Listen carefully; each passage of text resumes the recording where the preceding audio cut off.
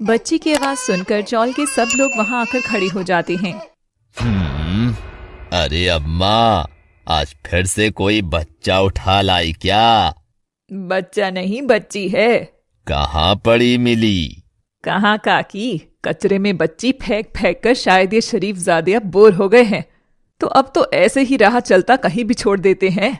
ये तो आज टैक्सी में छोड़ दी, मेरी आंखों के सामने ही जन्मी थी। और अम्मा बच्ची को सबके सामने दिखाती है तो वे एक थैली में रखी हुई थी, जोर जोर से रो रही थी। उसे रोता देख अम्मा की भी आंखें भर आई। बोल ना अम्मा, इसकी क्या कहानी है? एरी चंदा, हम किन्नरों की कहानियां थोड़ी होती हैं। कहानियां होती तो अभी चौल में ये कुछ लोग नहीं बल्कि एक जमावड़ा लगता ना सबका, कि कैसे तू ये छुटकी, ये मोटी, ये सब, और मैं भी यहाँ तक कैसे आए। हम किसी के लिए भी कहानी नहीं है रे चंदा, हम तो बस चल हट, अबे हट, हिजड़ा कहीं का। क्या बे, निकल, फोकट में ताली मार के तंग ना को कर रे, ये सब है। अरे मुन्नी, तू भी ना रो रे, मैं हूं ना तेरी अम्मा, मैं तुझको इस समाज जैसा नहीं बनाऊंगी। अम्मा मुन्नी को थैले से निकालकर सीने से लगाती है और अम्मा के सीने से लगती ही मुन्नी रोना बंद कर देती है। ये देख सब किन्नर खुशी से तालियां बजाने लगते हैं। ए, तू देखी ना चंदा, देखी ना रे, अरे हाँ अम्मा, तेरे सीने से लगते ही देख तो कैसे उआ उआ करते करते चुप हो गई, नाटंकी कहीं की। हट पगलैट, नौटंकी ये बच्ची थोड़ी ना, नौटंकी तो ये सब लोग करते हैं जो कहते हैं कि हम अजीब हैं और खुद को भगवान का बनाया परफेक्ट इंसान मानते हैं। मुन्नी, तू जानती है इस सीने से कभी भी एक दूध की बूंद नहीं टपकेगी, ये सीना कभी भी तेरी भूख नहीं मिटा पाएगा, पर तब भी तू मुझे अम्मा बुला सकती है। तेरी माँ तो तुझे छोड़ गई थी, पर आज से तू हमारे साथ ही रहेगी। और तभी उस हवेली के बाहर बहुत सी छोटी लड़कियां टुकुर सी सारा मंजर देख रही थी, जिनमें कोई उम्र से 5 बरस की थी तो कोई जवान होने को थी। किसी ने जिंदगी के 3 साल ही देखे थे तो कोई 10 साल से सारा तमाशा देख रही थी। और अम्मा मुन्नी को सीने से लगाती है तो मुन्नी उसकी उंगली थाम लेती है। ये देख अम्मा के आंसू छलक जाते हैं और सारे किन्नर अम्मा के चारों ओर घेरा बनाकर तालियां मारकर खुशी जाहिर करते हैं। कहने को वो किन्नरों के जश्न की ताली थी, मगर वह ताली समाज पर एक थप्पड़ था। कुछ देर पहले गर्भवती सरला के पेट में भयंकर दर्द उठा। सरला की सास उसे बाहर लाती है। अरे लगता है बच्चा किसी भी समय बाहर आ सकता है, टैक्सी, टैक्सी रोको। एक टैक्सी आकर रुकती है और जल्दी से सास सरला के साथ बैठ जाती है। सरला दर्द के मारे चीख रही थी। अरे भाई साहब जल्दी करिए, बहू को बहुत दर्द हो रहा है, कहीं बेटे को कुछ हुआ तो। सास के बाद टैक्सी ड्राइवर की आवाज आती है। माफ करना बहन जी, बेटी भी तो हो सकती है। शुभ शुभ बोल भाई, ये क्या बोल रहा है? एक तो घर में वैसे ही कमाई नहीं, ऊपर से खर्चे का सौदा और आ जाएगा तो हम तो भूखे ही मर जाएंगे। तभी टैक्सी वाली पलटती है तो सास उसे घूर कर देखती है। बहन जी, एक नन्ही सी जान कितनी ही रोटी खा लेगी, ऐसा तो मत बोलिए। बेटा हो या बेटी, बस दोनों ही स्वस्थ हो, मैं तो यही दुआ करती हूँ। 1 मिनट, तेरी बोली और ढंग मुझे कुछ ठीक नहीं लगा, देखूं तो। और सरला की सास टैक्सी ड्राइवर की ओर झांक कर देखती है तो वह किन्नर निकलती है। बाप रे, सत्यानाश, सत्यानाश जाए तेरा, अभी से इस मनहूस का साया पड़ गया, अब कोई काम कैसे ही होगा। अरे तुम क्या पहले ही सिग्नल पर भीख मांगते दिखाई देते कम थे, जब गाड़ियां लेकर टैक्सी बनाकर घूम घूम कर हम जैसे शरीफ लोगों को झांसे में लेकर बिठाते हो। खूब गोरख धंधा फैला रखा है तुमने। हाँ माँ, जल्दी चलो। अम्मा को उसकी बात का बुरा तो बहुत लगा था, मगर सरला की हालत देखकर वह कुछ नहीं बोली। मगर कुछ देर आगे चल देखा तो बहुत सारा ट्रैफिक था और गाड़ी अम्मा रोक देती है। बहन जी, बहुत जाम लगा हुआ है आगे, ऐसे में वे कैसे ले जाएगी इसे आगे? तुमको तो यही कुछ करना होगा, रुको मैं इंतजाम करती। और अम्मा झट से टैक्सी के कांच पर अपना दुपट्टा लगाकर ढक देती है और सरला की वहीं बच्चा हो जाता है। माँ, हिम्मत दे। और टैक्सी बेबी की रोने की आवाज से गूंज उठता है। बहन जी, स्वस्थ है ना बच्चा? सास ने बेबी को गोद में उठाया हुआ था पर कुछ बोल नहीं रही थी। सत्यानाश चाहे तुम दोनों का ही, बेटा नहीं बेटी हुई है, सब बर्बाद हो गया। अरे कुलक्षणी, से जन्म देने की बजाय तू भी निपट जाती तो एक और सदस्य कम हो जाता। 9 की लकड़ी 90 खर्च, और दे दिया मेरी छाती पर। और सास उस बच्ची को यूं ही पांव में गिराकर सिर पीट पीट कर मातम बनाने लगती है। सरला बेहोश थी, सास पागल हो गई थी, बच्ची रो रही थी। ये देख अम्मा से रहा नहीं गया और उसने गोद में उठाकर लाड करना शुरू कर दिया। जैसे ही सास बहू को थोड़ा होश आया तो उन्होंने बच्ची को अम्मा की गोद में देखा तो बौखला गए।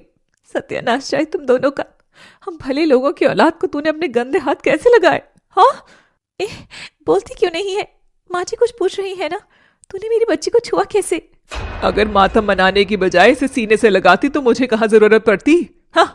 भीड़ में खड़ी सांच चुपके से सब टुकर टुकर देख रही थी। वह चुपके से इस पूरे तमाशे की वीडियो बना रही थी। वाह, आज के टाइम कहाँ होते हैं ऐसे नजारे। आर्टिकल 14 लग गया, धारा 377 भी हट चुकी, सरकारें बदल गई, पर ये मुद्दे वैसे के वैसे हैं। राम राम राम।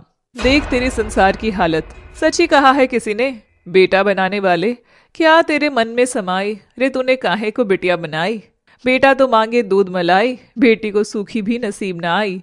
बेचारी बच्ची न जाने अब क्या है इसकी नियति में। तो बहन जी, इसमें इतने भड़कने की क्या बात है? लो अब इसे गोद में ले लो, खुशी का मौका है, मुझे भी बख्शीश दे दो। बख्शीश लेगी तो ले, ये छोरी तू ही रख। वैसे भी किन्नर का साया पड़ने के बाद ये रोग इसे भी लग जाएगा। हम हमारे घर में कोई नमूना नहीं चाहते, हमको नहीं चाहिए ये। क्यों सरला? इस पाप को घर ले जाने से पहले ही मामला खत्म करो माँ जी।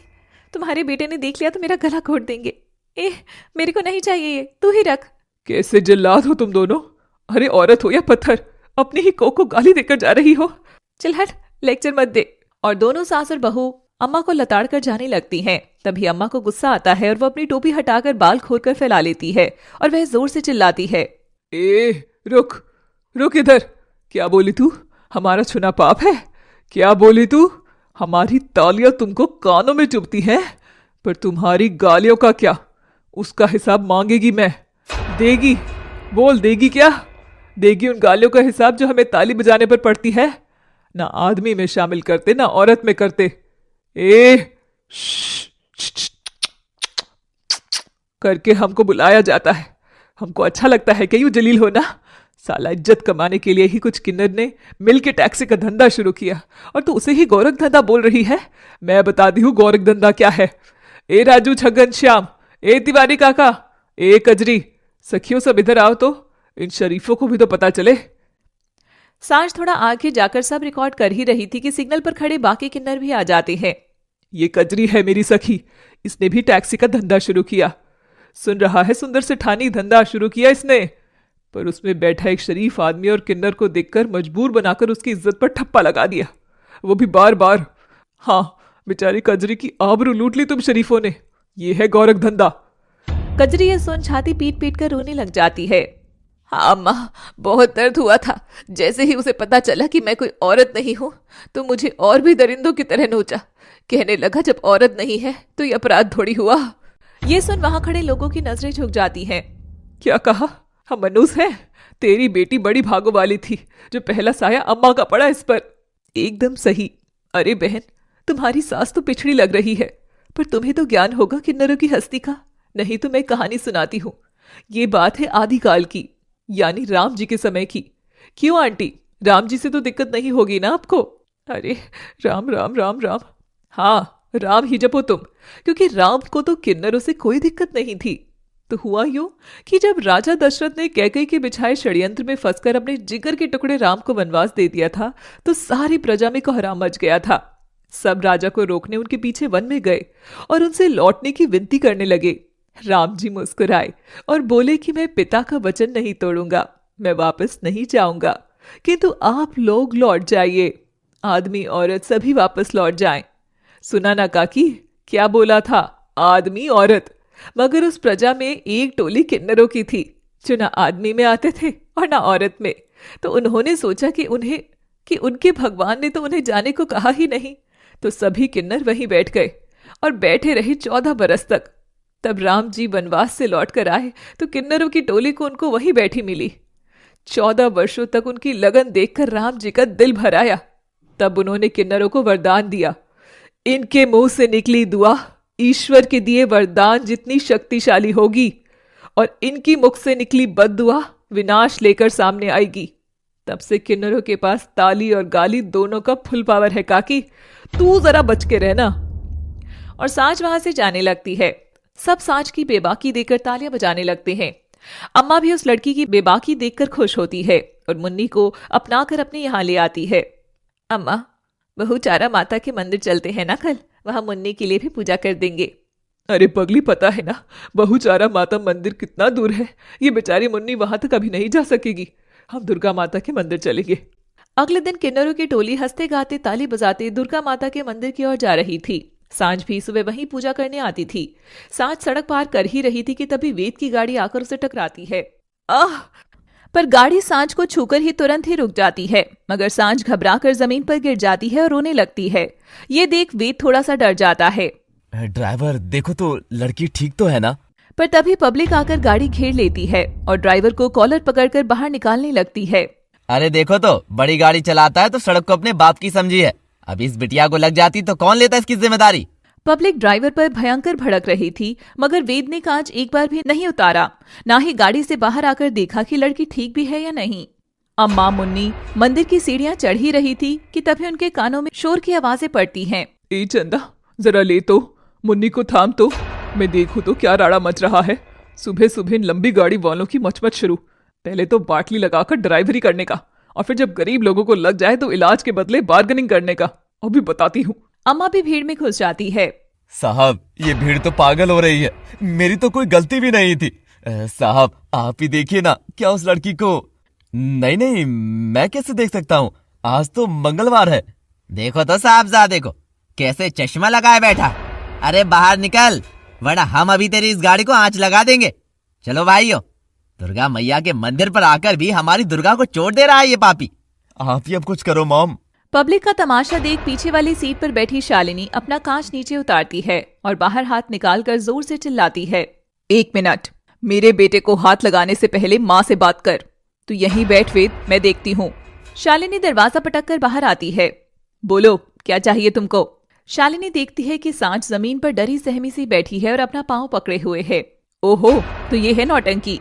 क्यों रे, इस पूरी बस्ती ने धंधा ही कर रखा है क्या कि हम शरीफों को फंसाकर पैसे लेने का? एक तो पिछला सिग्नल क्रॉस करके आओ तो वहां तालियां पीटते आ जाते हैं, हाय हाय करते हुए। कितना ही कांच चढ़ा लो पर तब भी अमीर लोग पहचान ही लेते हैं। उफ, और फिर एक तुम जैसे फक्कड़ लोग। ऐसा नहीं है आंटी, मेरी बात तो सुनिए। मुझे कुछ नहीं कराना, मैं चली जाऊंगी। अम्मा को अपने लोगों के लिए सुनकर बहुत क्रोध आता है और वह गुस्से में थोड़ा और आगे बढ़ती है। तभी शालिनी अपना पर्स हाथ में उठाती है। अरे चली जाएगी तो भी हमें मरवा जाएगी ना। अब बोलेगी, बता कितने पैसे चाहिए, उससे 100-200 एक्स्ट्रा ही दूंगी। चाय बिस्किट भी ले लेना। अरे पर वो क्या बोलते हैं तुम डाउन क्लास लोग? बिस्कुट। हाँ बिस्कुट, वो भी खा लेना। शालिनी सांझ के मुंह पर 2000 का नोट फेंक कर मारती है और पलट कर जाने लगती है। अम्मा भीड़ चीर कर शालिनी की ओर बढ़ रही थी कि अचानक उसके कदम वहीं रुक जाते हैं और वह फिर से उल्टे कदमों की भीड़ में ही शामिल हो जाती है। अम्मा देखती है कि सांझ क्रोध में उठ खड़ी हुई थी, जिसने एक हाथ में वह भीख भींची हुई थी और दूसरे हाथ से शालिनी की कलाई मोड़ रखी थी। What did you say, Mrs. Richie Rich? We down class people say biscuit.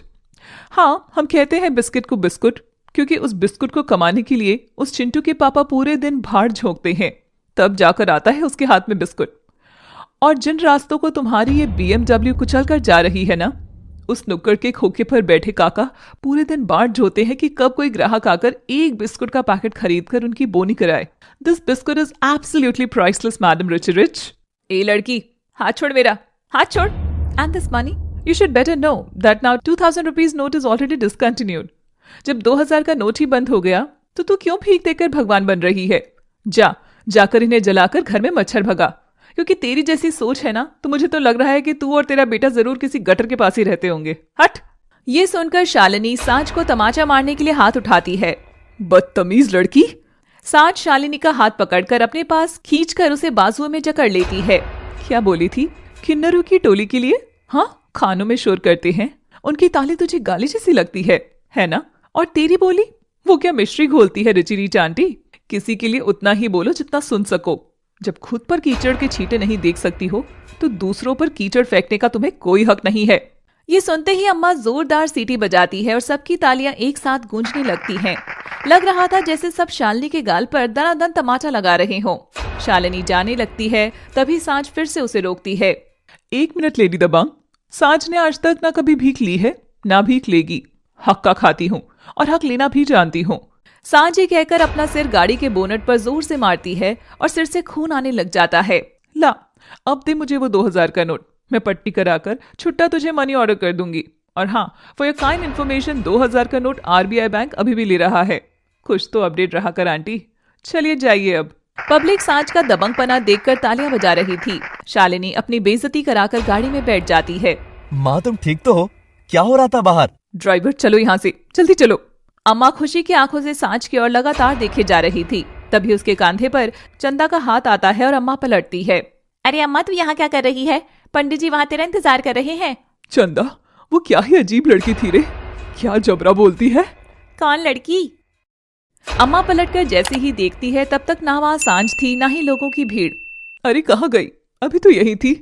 अरे चंद्रा, तू उसे देखती ना तो तेरा तो डानस ही निकल जाता। क्या ही गजब लड़की थी रे। अच्छा ठीक है, लड़की बाद में देखेंगे, अब चलना अम्मा, मुन्नी का नामकरण है। और सब लोग दुर्गा माता के मंदिर में माथा टेककर मुन्नी का नामकरण करवाते हैं।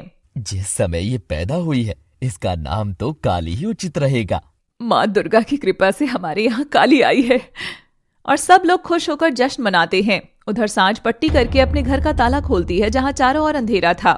अकेले इंसान का यही प्रॉब्लम है, शाम को घर लौटो तो अंधेरे के सिवा घर में कोई स्वागत ही नहीं करता। और सांझ के कमरे की बत्ती जलाती है। कुछ पल में ही नन्हे कदमों से एक छोटी बच्ची चलकर सांझ के पांव से लिपट जाती है। मम्मा आ जाओ। मम्मा, मम पियोगे? परी सांझ को खींचकर सोफे पर आराम से बिठाने की कोशिश करती है, मगर सांझ ठहरी विशाल देही की। परी के नन्हे हाथों से कहाँ ही खींचने वाली थी। सांझ परी को करुणा भरी निगाहों से देखकर गोदी में उठाकर चूमती है और खूब लाड करती है और सोफे पर बैठती है। मेरी बच्ची, इतनी सी है तू और अपनी माँ का अभी से इतना ध्यान करने लगी है। मम्मा, सर को क्या हुआ? पत्ती क्यों लगाए हो? पत्ती मम्मा ने इसलिए लगाई है बेटू, वो मम्मा की थोड़ी सी ना फाइट हो गई थी, तो बस। फाइट? आपने गुंडों को मारा या नहीं? लाओ मम्मा, मैं फूंक देती हूँ, फिर दर्द खत्म हो जाएगा। परी सांझ के सिर पर फूंक मारती है और सहलाकर उसका मासूम प्यार देख सांझ की आंखें भर आती हैं और परी बहुत प्यार से उसके आंसू पोंछती है। मम्मा, क्या हुआ? क्यों रो रहे हो? मैं मम लाऊं? बोलो मम्मा, मम मम मम लाऊं? एक तू ही तो है जिसे मुझसे कोई शिकायत नहीं है। घर देर से आऊं या तुझे घर में छोड़कर बाहर से ताला लगा जाऊं, तब भी रोज मम्मा मम्मा करके मुझे हंसाती रहती है। कैसी है री तू? एकदम जादू वाली परी। चल अब मम्मा पास आजा फटाफट और एक टाइट वाली झप्पी दे दे। सांझ परी को अपने हाथों से खिलाती है। परी भी नन्हे हाथों से चिड़िया जैसे कोर अपने माँ को खिलाती है और फिर परी अपनी माँ सांझ को कस के सीने से लगाती है। सांझ उसे लोरी सुनाकर सुला देती है। तेरी मैं बुलाए लो, तुझे मैं दुआएं दो, तुझको सब जो भी चाहे तू।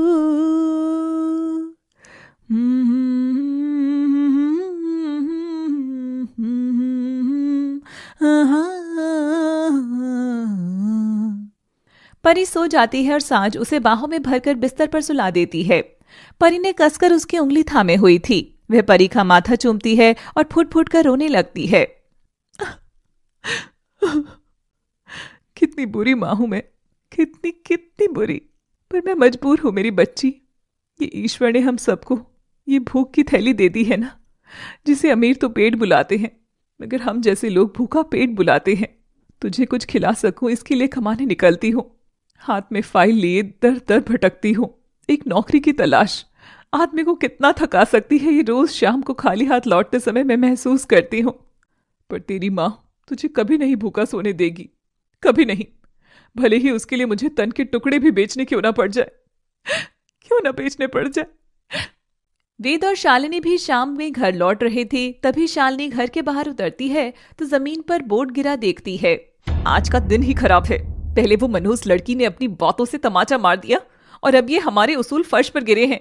वेद शालिनी का इशारा समझकर जमीन पर गिरा बोर्ड उठाकर फिर से घर के बाहर लगाता है, जिस पर बड़े बड़े अक्षरों में लिखा था, भिखारी, किन्नर, गरीब लोग और लड़कियां आर नॉट अलाउड। यानी इन सबका आना वेद के घर में सख्त मना था। अजीब ही बात थी।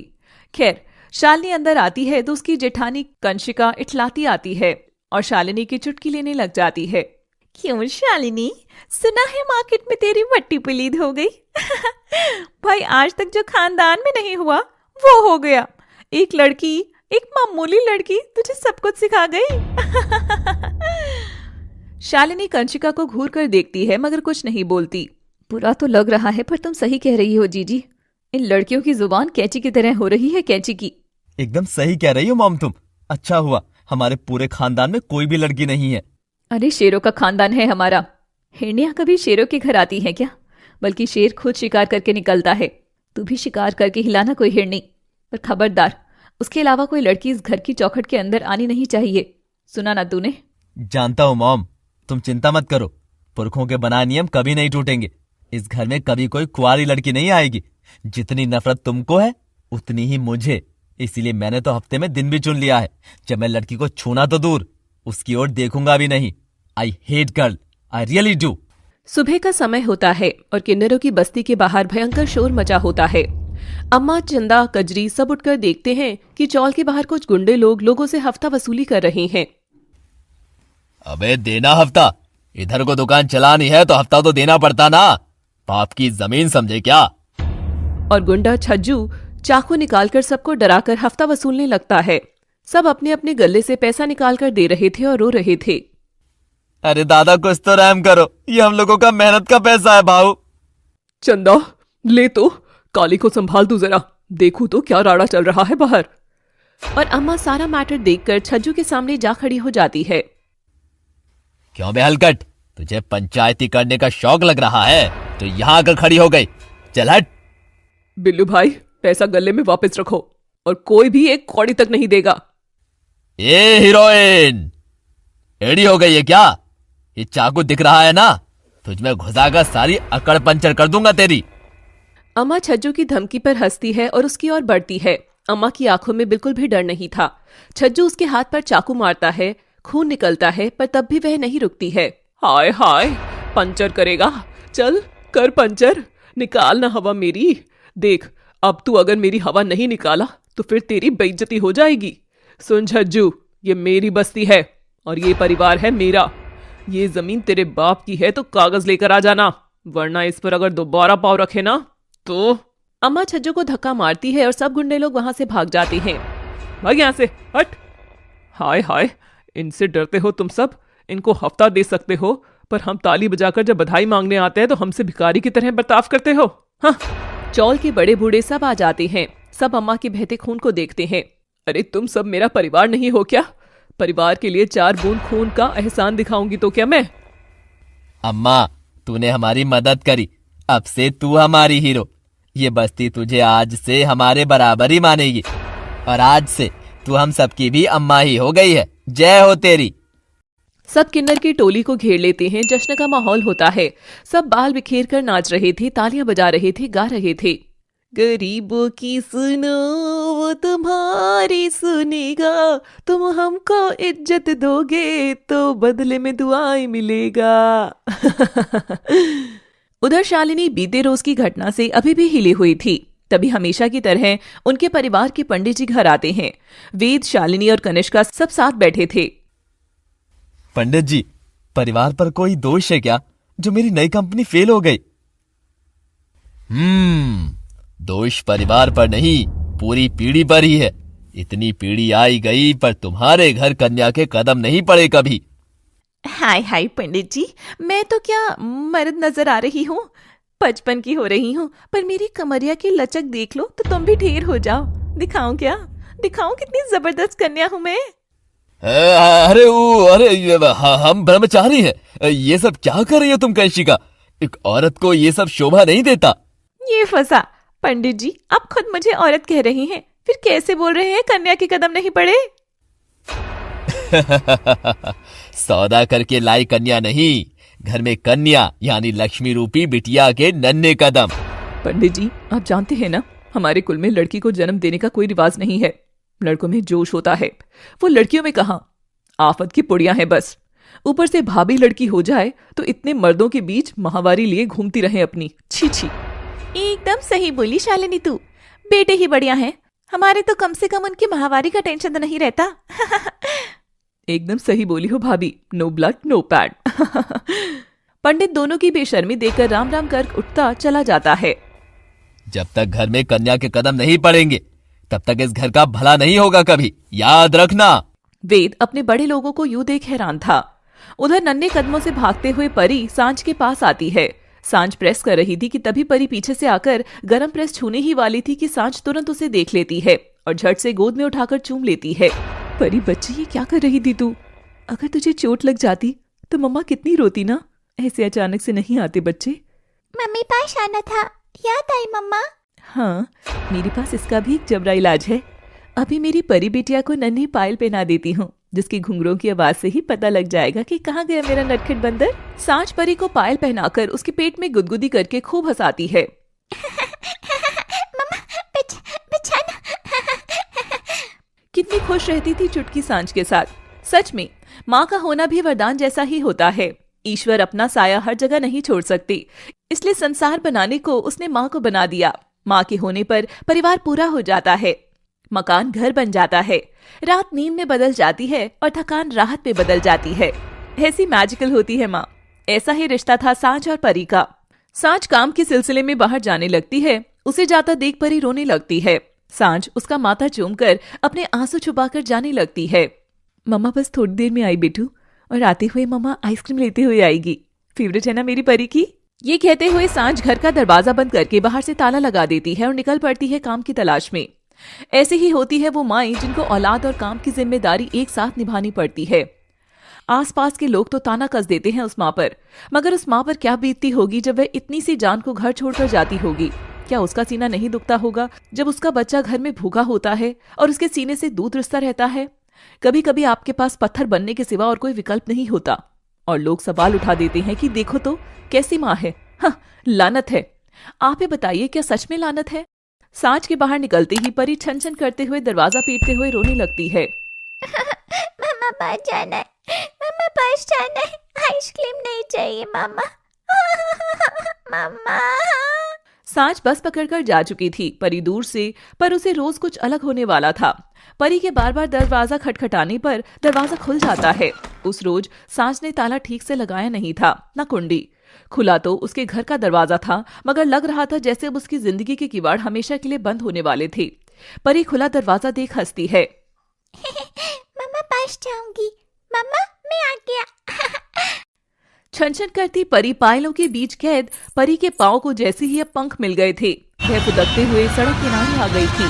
पै पै करती हॉर्न वाली सभी गाड़ियां परी को बहुत लुभा रही थी। मम्मा देखो तो कितने बड़े टॉयज। और परी सड़क पर चली जाती है। अचानक सामने से एक गाड़ी आती है जो परी को देखकर भयंकर तरह से हॉर्न बजा रही थी। परी ये देख खुश होती है, वह ताली बजाने लगती है, फुदकती है। तेज चल रहा है, ऑल तेज, पी पी। और गाड़ी आकर परी से टकराती है। शाम हो गई थी। सांच हाथ में आइसक्रीम का डब्बा लिए बस से उतरती है। आखिरकार आज सांच को काम मिल ही गया था। माँ बेटी संग सेलिब्रेशन के मूड में लग रही थी, मगर चौराहे पर भयंकर सन्नाटा था, जैसे किसी की मौत के बाद जो सूनापन रहता है। सांच को बड़ा ही अजीब लगता है। सांच सब अनदेखा कर अपने घर की ओर बढ़ती है तो दरवाजा खुला देखकर हैरान हो गई थी। वह घबराकर अंदर घुसती है और आइसक्रीम की थैली को दीवार पर बने खूंटे पर टांग देती है, क्योंकि वहां तक परी का हाथ नहीं जाता था। परी, परी बेटू, देख तो गुड्डू मम्मा आ गई है। परी, परी, परी तू जवाब क्यों नहीं दे रही? इधर ही तो खड़ी रहती है रोज, फिर नजर क्यों नहीं आ रही? और ये दरवाजा कैसे खुला था? कहाँ है मेरी बच्ची, मेरी बच्ची? परी घर नहीं लौटी थी। परी कहाँ गई यह कौन जानता था। आइए हम देखते हैं। गाड़ी टकराने के पहले उस पर ब्रेक लगाता है और गाड़ी परी को जरा सा छूकर रुक जाती है, पर परी डर के मारे सड़क पर गिर गई थी और गिरने से उसके घुटने छिल गए थे। पायल के घुंघरू भी टूटकर गिर गए थे। मिली को माला, मम्मा को बताऊंगी। सब गंदे हो आप जब। और सदमे से परी बेहोश हो जाती है। तब गाड़ी से उतरता है वेद। वेद परी को रोता देख बेचैन हो जाता है। वह नहीं जानता था कि रोते बच्चे को कैसे चुप कराया जाए। वह परी के पास आकर उसका सिर सहलाता है। अरे किसकी बच्ची है भाई, जरा ध्यान से रखा करो। मेरी तरह हर कोई ब्रेक नहीं लगाता, कुचली जाती तो फिर इल्जाम मुझ पर आ जाता। क्या बोलता है लड़के, कुचली जाती? तुझमें जरा सा भी दया नहीं है क्या, जो नन्ही सी जान के लिए कितना निष्ठुर बोल रहा है? वेद अपनी नजर झुकाकर परी को और देखता है। उसका मासूम चेहरा, उसके आंसू वेद को अपनी ओर खींच रहे थे। इसकी माँ कौन है? जो भी है, आपकी बच्ची सड़क पर आ गई है, इसे ले जाइए। इसकी माँ? ये बच्ची है कौन यही नहीं पता। इसकी कोई माँ नहीं लगती। हाँ, एक सेकंड, ये शायद अनाथ बच्चों की टोली की है जो कल अनाथ आश्रम से भाग गए थे। फिर भी कोई ठिकाना तो होगा इसका। ऐसे सड़क पर कैसे छोड़ जाऊं? छोटा क्या है, ले जा साथ, अनाथ लड़की है, इसका भी भला होगा। वेद परी के चेहरे से नजर नहीं हटा पा रहा था। वह उसे गोद उठाता है तो परी थोड़ा उससे लिपट जाती है और गोद में सो जाती है। वेद ने आज से पहले कभी बच्चे को गोद नहीं उठाया था। वह उसे गाड़ी में बिठाकर साथ ले जाता है और एक ही झटके में सांझ के घर की सारी रौनक गायब हो गई थी। वहां अब घुंघरों की छन-छन नहीं थी। परी की माँ सांझ थी, वह कोई अनाथ नहीं थी। ये बात मोहल्ले वालों ने वेद से क्यों नहीं कही थी? क्या वो जानबूझकर ऐसा कर रहे थे? सांझ भिलकती हुई बाहर आती है, तभी उसे सड़क किनारे परी के पायल के घुंघरू मिलते हैं और सांझ वहीं सड़क पर बैठकर दहाड़े मारती है। परी, मेरी परी, कहाँ चली गई मेरी बच्ची? अरे आप सब लोग गूंगे हो गए हो क्या, जो मुझे कोई भी नहीं बता रहा कि मेरी बच्ची आखिर गई कहाँ? अरे कोई तो जवाब दो जालिमो, मेरी बच्ची, बच्ची। जिस तरह सांझ के आंसू बह रहे थे, अंदर टगी आइसक्रीम भी पिघलकर बहने लगी थी। लग रहा था अब परी रेत की तरह सांझ के हाथों से फिसल रही है। वह वेद के साथ जा चुकी थी। वेद, जिसका परिवार जीता जागता नमूना था, इस बात की सांझ को खबर तक नहीं थी। तभी एक औरत हिम्मत करके सामने आती है। मुझे नहीं पता वो छोटी कौन थी, बस सड़क पर खेलते हुए गाड़ी से टकराई और गाड़ी वाला उसे अपने साथ ले गया। साथ ले गया? क्या मतलब साथ ले गया? वो मेरी बच्ची थी और कोई अनजान उसे साथ ले गया। आप लोग खड़े होकर देखते रहे, कैसे मूर्ख हो सबके सब। ना जाने किस हाल में होगी मेरी बच्ची। दरवाजे की घंटी बजती है और शालिनी दरवाजा खोलती है तो सामने वेद गोद में बेहोश पड़ी परी को थामे हुआ था। लड़की को देख शालिनी का चेहरा सफेद पड़ गया था। तभी वेद घर के बाहर टंगा बोर्ड देखता है जिस पर लिखा था, लड़कियां आर नॉट अलाउड। वेद! इस और वेद की नजरें झुकी थी, उस और सांझ की नजरें पानी से भरी थी। एक पल में उसकी चहकती जिंदगी उन जंगलियों के हवाले हो गई थी। वेद के हाथ में एक लड़की, ये देख शालिनी के सारे सिद्धांत धराशायी हो गए थे। वह कुछ बोलती कि तभी वेद हड़बड़ाकर बोलता है, हटो मॉम, इमरजेंसी है, ये बच्ची बेहोश है। और वेद एक दहलीज को लांघकर बाहर से अंदर आ जाता है और परी को सोफे पर लेटा देता है।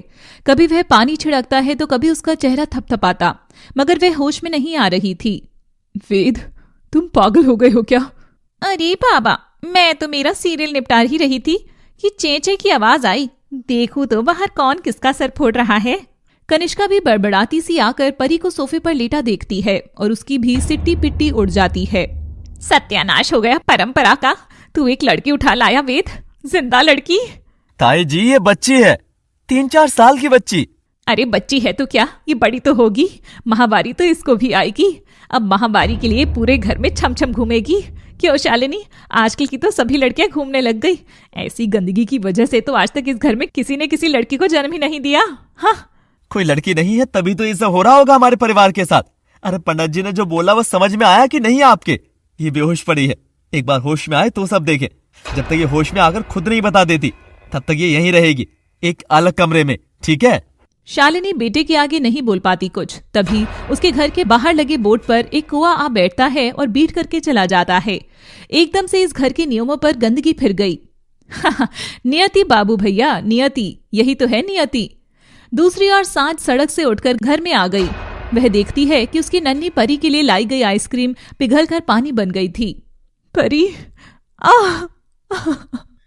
मेरी परी, कहाँ ढूंढूं तुझे? मुझे लगता है शायद परी को चोट लगी होगी तो उसे कोई अस्पताल ले गया। मैं जाकर देखती हूँ। और सांझ नंगे पांव ही सड़क पर दौड़ पड़ती है, मगर परी उसे कहीं नहीं मिलती। एक दिन पूरा बीत जाता है, न सांझ को परी मिलती है, ना ही उधर परी को होश आता है। अरे डॉक्टर को बुलाती हूँ मैं। ये क्या मतलब है, कल से ये पड़ी है, पता नहीं कौन है, किसका खून है, कहाँ से आई है। डॉक्टर आकर देखे और फेंके इस कचरे को मेरे घर से बाहर। ये क्या कह रही हो मॉम?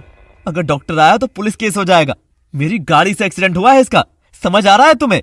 कल के अखबार पर तुम्हारा बेटा हाईलाइट हो जाएगा। शालिनी रुक जाती है और तभी परी को भी होश आ जाता है। वह आंखें मूंदकर सबको देख रही थी। वेद उसके पास जाता है और उसे बिठाता है। हेलो बच्चे, कौन हो तुम? मुझे जानती हो बेटा? पर परी कुछ नहीं बोलती। वेद बार बार उससे सवाल करता है पर परी नहीं बोलती कुछ भी। तभी वेद के पास एक कॉल आता है और वह बात करता है। क्या? नहीं, ये सच नहीं हो सकता। तुम्हारा दिमाग तो ठिकाने पर है ना?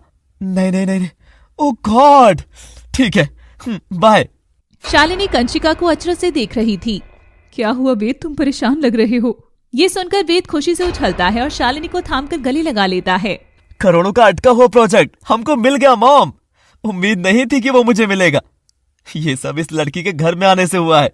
पंडित जी ने सही कहा था, अब से ये यहीं रहेगी। थैंक्स बिटिया, पर मैं तो तुम्हारा नाम ही नहीं जानता, मगर तुम मेरे जीवन में एकदम परी बनकर आई हो, इसीलिए आज से तुम मेरी परी हो, मेरी एंजल। और अनजाने में वेद परी को अपनी भी परी ही बना लेता है। अरे मगर ये बोल क्यों नहीं रही? क्या माजरा है? कोई जासूस वासूस तो नहीं शालिनी? क्या दिक्कत है? वेद, तू कहे तो हम बुलवा कर देखें इसे। पता नहीं मॉम बोल क्यों नहीं रही है, कहीं गूंगी तो नहीं। खैर मुझे कुछ काम करने जाना है। परी बेटा तुम सो जाओ। वेद चला जाता है। अब वहाँ शालिनी और कंशिका नन्ही परी को घूर कर देखते हैं। अब तो ये हमारी ही प्रॉपर्टी है, जो करना है करो। सचमुच की परी थोड़ी है, इसका मुंह तो अभी खुलवाते हैं। शालिनी और कंशिका दोनों परी के बिस्तर के पास जाते हैं और शालिनी उसका हाथ पकड़ती है और कंशिका मुंह भेजती है। अरे बोल ना मुई, क्यों आई है? क्यों आई है इधर? तेरे माँ बाप किधर हैं? तू भिखारी गैंग से तो नहीं है ना? बोल। देख, नहीं बोलेगी तो खाना नहीं मिलेगा। परी अभी तक सदमे में ही थी, वह कुछ नहीं बोलती और डर के मारे बिस्तर पर ही सुसु कर देती है। ओहो, छी, बेकार लड़की। चलो भाभी, अब क्या ही बोले इसे। शालिनी कंशिका तो मासूम को डराकर चले जाते हैं, मगर परी अब भी समझ नहीं पा रही थी कि उसके संग हो क्या रहा है। वे बेचारी गीले बिस्तर पर ही सिकुड़ कर सुबक सुबक कर रोती है।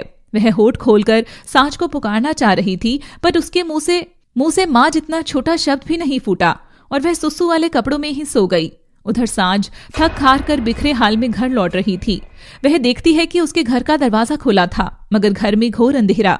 वह अंदर आती है कि तभी उसे आवाज आती है। वो जवाहर नगर की कोठी में गई है। हाँ, वही तेरी परी। मगर उस कोठी में तू कैसे जाएगी? वहाँ कुंवारी लड़कियों का जाना मना है। सांझ की आवाज सुनकर चौंक गई थी। वह बत्ती जलाती कि उससे पहले ही एक मोमबत्ती जलती है और सांझ पलटकर देखती है तो मोमबत्ती की लौ में अम्मा का चेहरा चमक रहा था। बाल बिखरे हुए, चेहरे पर फैले हुए, माथे पर मोटी बिंदी, इतना मेकअप श्रृंगार जो दुल्हन भी फीकी पड़ जाए। हाँ, आप यहाँ? सांझ बत्ती जलाती है और अम्मा को चटक लाल साड़ी में देख हैरान हो जाती है। पहचानती है ये तू साड़ी? पहचानती है सांझ, या भूल गई? सांझ की आंखों में आंसू थे। हाँ, पहचानती हूँ अम्मा, तेरी साड़ी भी, और ये कौन लाया उसे भी। पर तूने बोला था कि ये साड़ी तू तब पहनेगी जब सब खत्म होने वाला हो। सब खत्म ही तो कर रही है तू। क्यों लौटी सांझ, क्यों? उस दिन भी मैंने तुझे मंदिर के वहां देखा तो मैं देखती रह गई। कितनी बदल गई है री तू। कौन कहेगा तू हम सखियों में से एक ही है। एकदम नॉर्मल आ गई है री।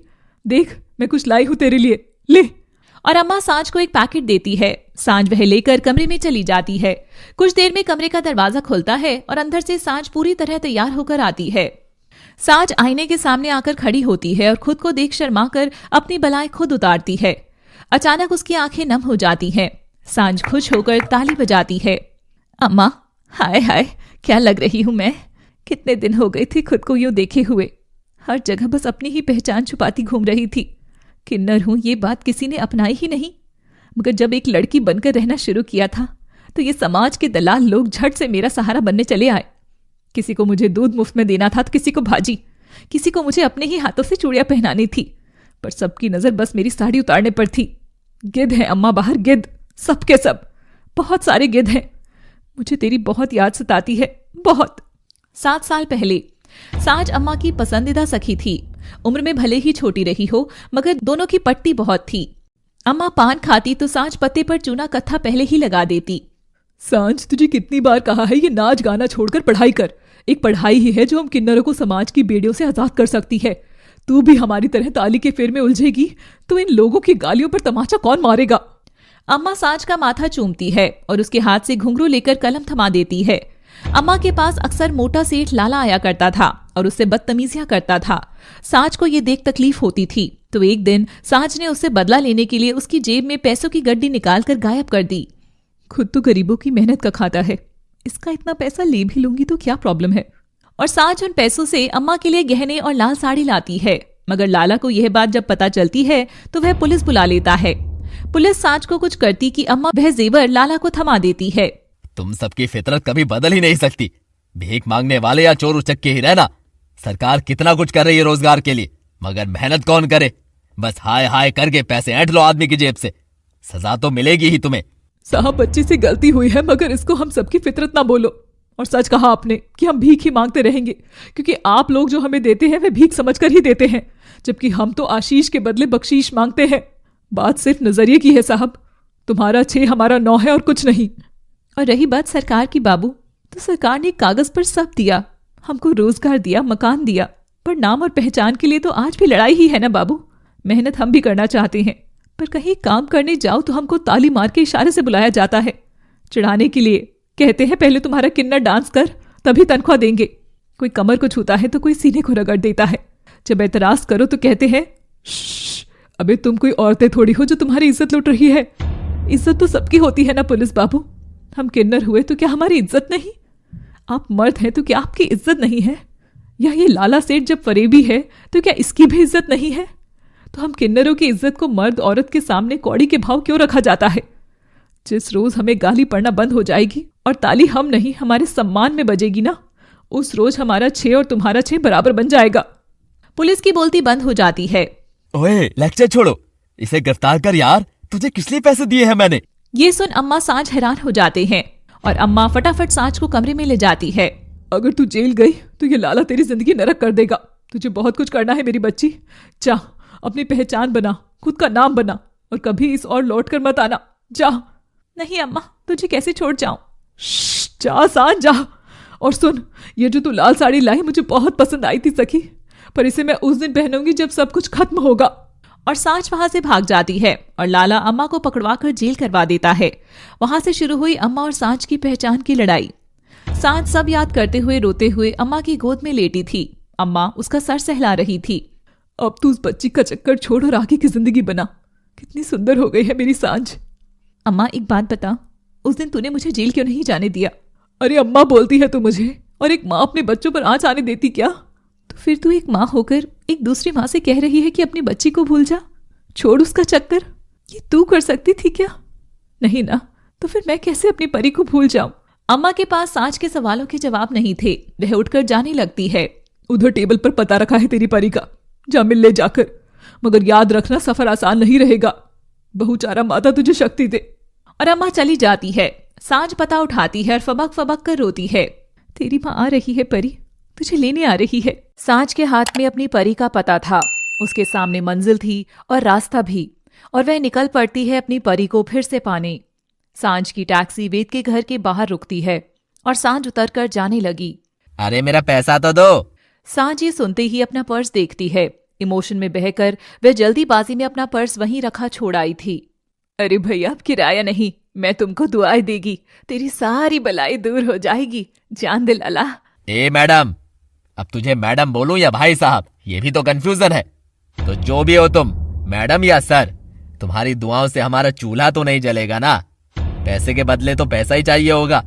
बच्चे को दुआ खिलाकर पेट भरा जा सकता है क्या? तुम पैसा दो वरना। सांझ ये सुनकर उदास हो जाती है। मेरे पास पैसा नहीं भैया, मगर सांझ की जुबान है। अगर आप मुझे किसी भी चौराहे पर दिख गए तो मैं तुरंत आऊंगी और खुशी खुशी तुमको पैसा दूंगी। 2 टका फालतू ही।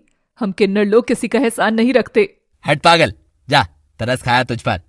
और ड्राइवर सांझ को धक्का मारकर चला जाता है। बेचारी वेद के घर के बाहर पड़ी थी, उसकी कुहनी छिल गई थी, वह रो रही थी। तरस ही तो नहीं चाहिए जमाने से। हे भगवान, जब दुनिया बनाना तेरे हाथ में था तो तूने काहे ही हमको अलग बनाया? क्यों? सांझ उठकर आंसू पोंछती है और वेद के घर के दरवाजे पर खड़ी हो जाती है। कब तक खुद को छिपाऊंगी? मेरी बेटी है, इनसे हक मांग कर ले जाऊंगी। वे घंटी बजाती है और अपनी चूड़ियों की खनखन के बीच हथेलियों से तालियां बजाती है। हाय हाय, अरे इस घर में कोई छोटी बच्ची है क्या? हाय हाय, दरवाजा खोलो तो राम भला करे तुम्हारा। ए सुंदर से ठानी, खोल तो दरवाजा। सांझ अपनी कौम के किरदार में घुस ही चुकी थी कि तभी वह दरवाजे के बाहर बोर्ड लगा पड़ती है। ये क्या? गरीब, भिखारी, कुंवारी लड़कियां और किन्नर are not allowed in this house. ये कैसे अजीब इंसान है? अगर सच में इस घर का यही नियम है तो मैं इस रूप में कैसे जाऊंगी? गरीब तो मैं हूँ, भिखारी मुझको लोगों ने समझा, और किन्नर होना तो मेरी पहचान है, और मैं कुंवारी भी हूँ। इस बोर्ड के अकॉर्डिंग तो मैं इस घर की दहलीज पार कर कभी परी तक नहीं पहुंच सकूंगी। और सांझ घबरा उठती है। वेद के घर का दरवाजा कभी भी खुल सकता था। तभी सांझ के दिमाग की बत्ती जलती है और वो झट से अपना मेकअप लाइट करती है, बिखरे बालों को समेटती है, अपने शरीर की अदाएं रोकती है और अपने होठों से लाल चटक लिपस्टिक हटाकर उसे अपनी मांग भर लेती है। मैं अब भिखारी और किन्नर नहीं लगूंगी। मेरी लाल मांग मेरे कुंवारेपन को दूर करेगी। बस सांझ, तू अपनी ताली और हाय हाय पर कंट्रोल रखना। सुना ना, तूने हाय हाय नहीं करना है। अरे ये मुझे साड़ी को भी तो ठीक करना है। सांझ साड़ी का पल्लू जैसे ही हटाती है और तभी दरवाजा खुलता है और वहाँ वेद खड़ा था। वेद की नजर सामने खड़ी सांझ पर पड़ती है, जिसका साड़ी का पल्लू हवा के झोंके से उड़ रहा था। वह आहें भरकर उसे समेट रही थी। तभी उसका आंचल झोंके से वेद कर मुंह पर जाकर लगता है। सांझ भी ये देख हैरान थी। वेद हल्के हाथ से आंचल हटाता और सांझ की आंखों में झांकता है। वेद सांझ के रूप को एक बार देखता है तो देखता ही रह जाता है। ये आप क्या कर रही हैं? कौन है आप? आज मंगलवार है और ये चीज मेरे लिए आज ठीक नहीं है। सांझ झट से अपनी साड़ी सीने पर डालती है और सक पकाकर 2 कदम पीछे हटती है। वो माफ करना, ना जाने कहां से झोंका हवा का आया। और मैडम, आप यहाँ क्या कर रही हैं? वो आपके घर में कोई छोटी बच्ची है क्या? ओह, तो आप पोलियो वाली हैं। ठीक है, पर बाद में आना, अभी वो सो रही है। सांझ परी के बारे में सुनते ही खुश तो थी, मगर दिखा नहीं रही थी। क्या मैं एक बार उसे देख सकती हूँ? असल में मेरा बच्चों से खास लगाव है। पता नहीं दोबारा कभी इस घर आना हो या ना हो, मगर आज आई हूँ तो एक अच्छी याद लेकर लौटूं, बस यही चाहती हूँ। वेद यह सुनकर घबरा जाता है। वेद, ये लड़की क्या बोल रही है? आए हुए 2 मिनट नहीं हुए और सीधे घर के अंदर आने का कह रही है। अगर मॉम को पता चला तो वो पहले इसकी खाल नोचेंगी, फिर मेरी, और यहीं पायदान बनाकर बिछा भी देंगी। हाँ, क्या आप कुछ बोल रहे थे क्या? वो आप ये बोर्ड देख रही हैं? हमारे पूर्वजों के बनाए कुछ नियम है, जिसके चलते मैं कैसे आपको। हाँ, मगर यहाँ तो लिखा है भिखारी, जो कि मैं नहीं हूँ। हाँ, गरीब हूँ, मगर अच्छी नौकरी मिली तो वह समस्या भी दूर हो जाएगी। पर ये जो किन्नर है, तो इनका और मेरा क्या भला वास्ता? कहाँ उनकी अलग दुनिया, कहाँ मैं आप जैसे लोगों की जैसी ही। और कुआरी, वो मैं नहीं हूँ। ये आप मेरे मांग का सिंदूर देखकर समझ सकते हो ना। वेद को मनाने के चक्कर में सांझ ने अपनी किन्नर बिरादरी से होना ही कबूल नहीं किया। तभी नन्हे कदमों से आंखें मसलते हुए परी अपने कमरे से बाहर निकलती है और अचानक उसकी नजर सांझ पर पड़ती है।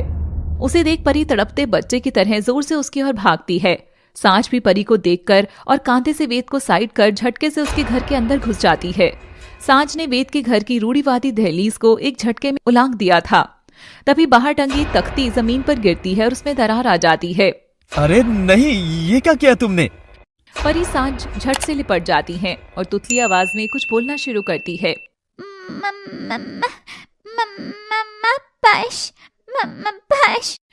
वेद देखकर हैरान था कि परी के मुंह से आवाज फूट पड़ी थी। वह सांझ को कस के गले लगाए हुई थी। वह परी का माथा चूम रही थी तो कभी परी उसका गाल चूम रही थी। सांझ उसे गोद में थामती है और पीठ सहलाते हुए लोरी सुनाने लगती है। मेरी मुनिया रानी बने, महलों का राजा बने, देखे खुशियों के मेले, दर्द कभी ना झेले, देखे खुशियों के मेले, दर्द कभी ना झेले, लेके गोद में सुलाऊं, गाऊं रात भर सुनाऊं, मैं लोरी लोरी, मैं लोरी लोरी।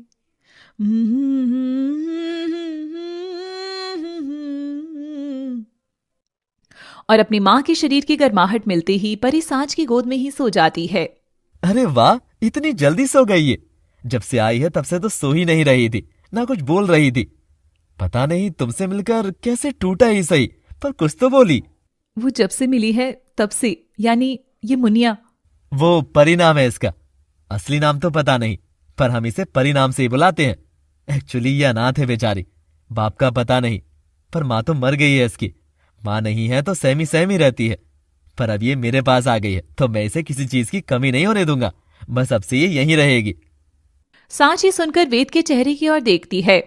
ओह, माँ नहीं है, अफसोस। कितना महफूज होता है माँ का जिंदगी में होना। जहां माँ होती है वहां घर लगता है, माँ नहीं तो घर काटने दौड़ता है। वैसे क्या मैं आपकी परी से मिलने कभी कभी आ सकती हूँ?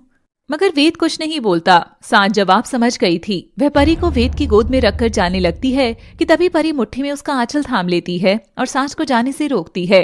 नहीं, नहीं जाओगी मम्मा, वरना मैं कभी पानी नहीं दूंगी। कट्टी, ना जाओ ना। वेद परी को जिद करता देख उसके हाथ से सांझ का पल्लू छुड़ा देता है। बेचारी, शायद तुम्हें अपनी माँ देख रही है। कोई बात नहीं, तुम जाओ, इससे पहले कि माँ और ताई जी आ जाए। सांझ दरवाजे की ओर बढ़ रही थी। उसके मन के भीतर इतनी चुभन थी जितने जमीन पर कांटे उगे थे। परी उसे जाता देख छटपटाकर रो रही थी।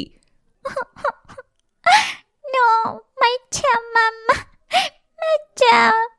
सांझ का दिल अपनी बच्ची की पुकार सुन पसीज रहा था, पर इतने बड़े लोगों से भिड़ने की सांझ की औकात नहीं थी, तो वो समझौते के साथ बिना दुल्हन बने सुहागन हो गई थी। वेद परी की तड़प देखकर बोल पड़ता है। 1 मिनट लड़की, रुको। सांझ के पांव रुक जाते हैं और वह पलटती है। सांझ नाम है मेरा। अब तुम शाम हो या गुड मॉर्निंग, मैं बस ये चाहता हूँ कि तुम मेरे यहाँ नौकरी क्यों नहीं कर लेती हो? नौकरी? कैसी नौकरी? इस परी की नैनी बनकर। तुमको बच्ची पसंद है, इसे तुम इसे समझती हो, और वो मेरे बस का होगा नहीं, तो एक हद तक मेरा सिरदर्द भी कम हो। वैसे भी जिस काम के लिए हम इसे लाए हैं ये वही करे तो बेहतर है। बाकी काम तो मेरा है, मेरा गुड लक है ये, इसीलिए तो इसका नाम परी है। यहाँ नौकरी यानी कि मैं हर वक्त परी के साथ रह सकूंगी इसी घर में? सांझ खुश होकर ऑफर अपना लेती है। ठीक है, तो तुम आज से ही संभाल लो इसे। वेद सांझ की गोदी में परी को डाल देता है। बस मॉम और ताई जी के रिएक्शन के लिए तैयार रहना, पर तुम शादीशुदा हो तो शायद रिएक्शन ना आए। सांझ हाँ में सिर हिलाती है और वेद काम करने चला जाता है। कुछ देर बाद घर में चहल पहल थी। शालिनी अपने कमरे की ओर बढ़ रही थी कि उसे सांझ किचन में खड़ी नजर आती है, और उसका चेहरा देखते ही शालिनी को वह सड़क वाली बेइज्जती याद आ जाती है। 1 मिनट, तुम? शालिनी की आवाज सुन सांझ तुरंत पलटती है और शालिनी को देखकर घबराते हुए उसके हाथ से दूध का गिलास जमीन पर गिरकर टूट जाता है। दोनों बस एक दूसरे को देख रहे थे। सांझ के किन्नर होने के बावजूद उसने वेद के घर में दस्तक तो दे दी थी, मगर अभी असली तूफान शालिनी का आना बाकी था। शालिनी जैसे ही सांझ को उसकी किचन में देखती है तो उसके तोते उड़ जाते हैं। तू वही है ना, सड़क छाप लड़की? तेरी ये मजाल तू यहाँ तक आ गई, मेरे घर तक? शालिनी सांझ को कुछ बोलती उससे पहले ही उसके बाल पकड़कर खींचते हुए किचन से बाहर लाने लगती है। तभी वेद आकर पीछे से शालिनी के हाथ को थाम लेता है।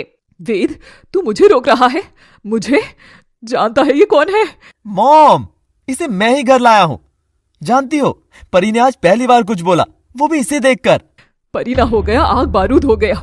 जो तू घर में ये सारे संजाल उठाकर ले आया है, जिस दिन सड़क पथ जो तमाशा हुआ था वो और कोई नहीं, इसी लड़की ने किया था। लड़की, तू कोई भी है, मैं इतना तो जान गई कि तू पूरी कौम में ही संधाड़ है, और ये संधाड़ मुझे मेरे घर में नहीं चाहिए। दफा हो जा यहाँ से, मैंने कहा दफा हो जा। बस करो यार। हाय हाय वेद, कैसा हो गया है तू? हमारे घर के असूलों के खिलाफ जाकर तुझे मिलेगा क्या? तरक्की। वैसे भी इस घर को जो ग्रहण लग रहा है, मुझको लगता है कि उससे केवल अब ये बच्ची हमको बचा सकती है। सांझ यहीं रहेगी, बस यही मेरा फैसला है। पर लड़की, तुम यहाँ परी की देखभाल नौकर की हैसियत से करोगी, खुद को उसकी माँ मत समझने लग जाना। शालिनी कंशिका एक दूसरे के मुंह को देखते जा रहे थे और सांझ उनके ही घर में रख ली जाती है। शाम का समय था, सब खाना खाने टेबल पर बैठते हैं। वेद भी परी को गोद में उठाकर टेबल पर बिठाता है। सांझ हौले हौले किचन में से झांक कर बाहर देख रही थी। परी प्लेट को निहार रही थी पर कुछ खा नहीं रही थी। मेरी परी को उठा तो लाए, मुझसे दूर कर दिया, मगर ये तो जान लेती कि परी को अपना सदस्य भी बनाना आना चाहिए। वह तब तक रोटी का कौर नहीं खाती है जब तक मेरा चेहरा नहीं देखती, और मैं उसे रोटी का हर एक कौर हवा में तैरते हुए खिलाया करती हूँ। मेरा तो बस एक ही सवाल है कि क्या तुम लोग दे सकोगे उसे यही प्यार? हाँ। सोचते सोचते सांझ किचन से बाहर आकर हॉल की ओर बढ़ती है। सांझ का चेहरा देखते ही परी नन्हे हाथों से रोटी तोड़ने की कोशिश करती है, पर उसका हाथ जल जाता है। मम्मा, गंदी रोटी। परी को रोता देख सांझ झट से उसके पास जाती है और उसके हाथ को चूमते हुए फूंक मारती है। बिटिया, कितनी बार कहा है हड़बड़ी में नहीं खाना। वो बुढ़िया की कहानी सुनाई थी ना? अरे वाह, आज ही आई हो और आज ही कहानी सुना दी तुमने। बताओ तो कौन सी कहानी थी? वही कि एक बार एक परेशान रानी अपनी जिंदगी की सारी जंग हार कर कहीं भटक रही थी, भाग रही थी अपनी तकलीफों से। तभी उसे एक बुढ़िया ने पनाह दी, खाना परोसा और खाने में खिचड़ी दी। बीच में गड्ढा कर उसमें घी तैराकर तालाब सा बना दिया। रानी के मुंह में पानी आ गया और उसने पहले वही हिस्सा खाने की सोची। जैसे ही रानी ने बीच में हाथ मारा, गरम खिचड़ी से उसका हाथ जल गया और वह बिलक पड़ी।